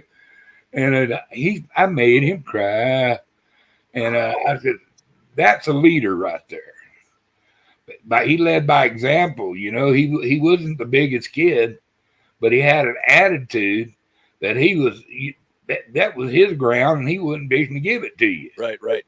And a lot of people don't get that. You know that gumption goes a lot of ways. You can sit on that couch, eat them bonbons, or learn how to sell them bonbons and live on a yacht. Yep. There's ample opportunity. I don't care your race, creed, or color, to be who you want to be. It's what you apply yourself and want to be. Me, I don't mind being a handsome, fat old redneck in a trailer back here in the woods because I'm slowed down now. But I was a party goer. I slung for money. I wanted fame. I was just like any other human, you know. But I couldn't be a professional baseball player because I wasn't as good as I thought it was. Right. You know. Neither was Michael Jordan, so don't feel bad. Michael Jordan thought he could play baseball. He was a basketball player. Well, you got both. Bo could do both. Nah, he tried to do both. He sucked at baseball. He sucked ass at baseball. You're right. Yeah. I know. He sucked at baseball. He gave it a shot, and because he was Michael Jordan, there's some really big moments that define us, right? Sucked. And he had troubles with the curveball. Yep. And sliders. Anything. I'm gonna get out of here in about 10 to 15 minutes, y'all. Just so you know, fellas, I love y'all. I appreciate everybody that came here tonight, but I'm gonna get out of here in about 10, 15 minutes. Take my ass to bed. Monday. Well, I didn't mean jump off right away, Johnny. Bye. He said, "Fuck it, I'm out." All right. Anyways, I am coming back Mondays for sure. I think I'm gonna pop up tomorrow night too, as long as I feel like it. If everything goes well tomorrow, I'm gonna pop up with the fire pit out back. But Monday Night Mayhem is officially back. You will definitely catch me on Monday nights if you guys are around. Right on. Well, I'm always around. You ever notice that? Hell yeah, you're always everywhere, Mr. I'm your new sidekick. We just haven't announced it there. All right, brother. If you're gonna start coming up, we'll see you every week. But I just it's coming up on 2.5 hours. It's my first Monday back, but yeah, I'm bringing back Monday Mayhem where we just shoot the shit and whatever fucking happens. I'm always gonna have that little warning label out there. Y'all fuckers be warned. You're entering at your own risk. Other than that, I might pop up a few times here and there. But I am back to work full time, so I obviously won't be up that much. But Mondays for sure are coming back. Monday Mayhem, that's my shit. It's always been my shit. I'm bringing that one back. Johnny Small Pepper was actually the first person to heard that. Damn, I just found this channel and you're ending. Hey, Chaka. Yeah, I'm getting ready to take off. Good to see you. Hope you're doing well. Hope to see you again sometime. But yeah, I'm getting ready to head out of here in a minute. But I used to be live every single night. Used to hang out all the time, fishing, drinking, hanging out in the garage, hanging out in the backyard, whatever else. That's kind of in the past. But right now, I'm officially announcing that yes, Mike's Fishing Home is coming back on Monday nights, high or hell water. You guys will see me on Mondays. For sure. Well, take care of your little bitty self. Good to see you. Chat, y'all have been totally incredible. My God, we're so glad you got out there and got to see us tonight. We all are cool. Take care of your little bitty self. Mr. Duggar loves everybody. Y'all take care. You too, brother. Peace, Mikey. See you later, man. And now it's pretty much coming up on the wraps. I'm going to say it again. Everybody who popped in, I know I've been gone a long time. I was coming back originally, started getting out there more, and it was nice to see you guys. But then I went back to work full time, so that's why I've not been around. And some of you newer people that I've met that I know have stickers, I need to get a hold of you because I want to round out the sticker board here and start my new slate. That board back there is full as hell. Y'all can't even fully tell it, but there's like 300 stickers up there. And I want some of you new channels that I've met. I want to get some of your guys' stickers up there as well. So pretty soon I'll probably reach out to some of you guys. And anybody like Chaka that just came in, I'm sorry I am in it now. I want to say goodnight to everybody that was here. They're all kind of mainly gone now. Gandalf, what's going on, brother? I appreciate that. Member for 16 months. I appreciate those members hanging out while I was gone. It means a lot to me. I'm going to do a shout out about that pretty soon, too. But yeah, Grey Wolf. I said Gandalf, my bad. That's Grey Wolf. My fellow chef. What's going on, Grey Wolf? I hope you're doing well. I assume you're still clean. If you are, spit those days in the chat because, and if you're not, hey, yeah, still love you. Good to see you, man. And thanks for hanging in that membership while I've been away. I'm coming back, though. Every Monday, expect to see Mike's Fishing Home back in the house for Monday Mayhem. Where them locos be flowing? I know the commercial will probably kick me off the stupid YouTube commercials will be like, oh, he had a beer in his hand. But y'all know what it is. Monday, them 4 logos gonna be flowing. Smoking my smokes, talking shit, having fun with people. Good to see you. August 18th was my 1 year. Hell yeah, brother. That's what I'm talking about. That's awesome to hear, man. I ain't been around, so I don't know if you fell off the wagon or not. That is awesome to hear. Congratulations on that. You know me, I don't have any kind of celebratory.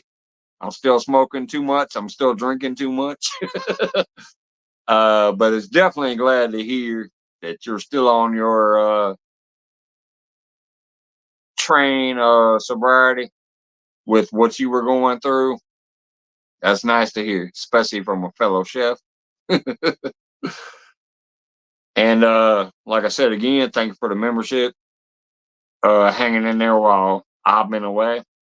There's a lot of people who have kept them, a lot more that have dropped them, which is understandable because I've been away. But hopefully that'll regain eventually when I start coming back more regularly. So,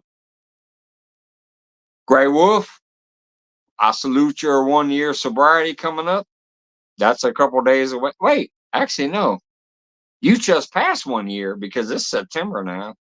Matter of fact, my birthday is coming up. September 18th is my birthday. So, congratulations on your 1 year, brother. Keep at it. You're a good dude. You'll be better off staying off shit. And so everybody who peaked tonight, there was up to like almost 30 people a couple of times. I appreciate you guys. Thank you so much. I love you. I will see you possibly tomorrow. I have a bunch of firewood out back that I think I might try to do a fire pit tomorrow night, unless it rains. So if it don't rain, you might see me hanging out tomorrow night. But other than that, you'll definitely see me every Monday. I'm coming fucking back on Monday nights for sure. Love you guys. See you. Have a great week. Have a great weekend. And I will see you next time. And anybody who just caught me at the end like Chaka, yeah, come back and check out sometime. We're a fun crowd. We just like to shoot the shit, hang out. No judgments. Just be bullshitting. So see y'all later. Have a good one.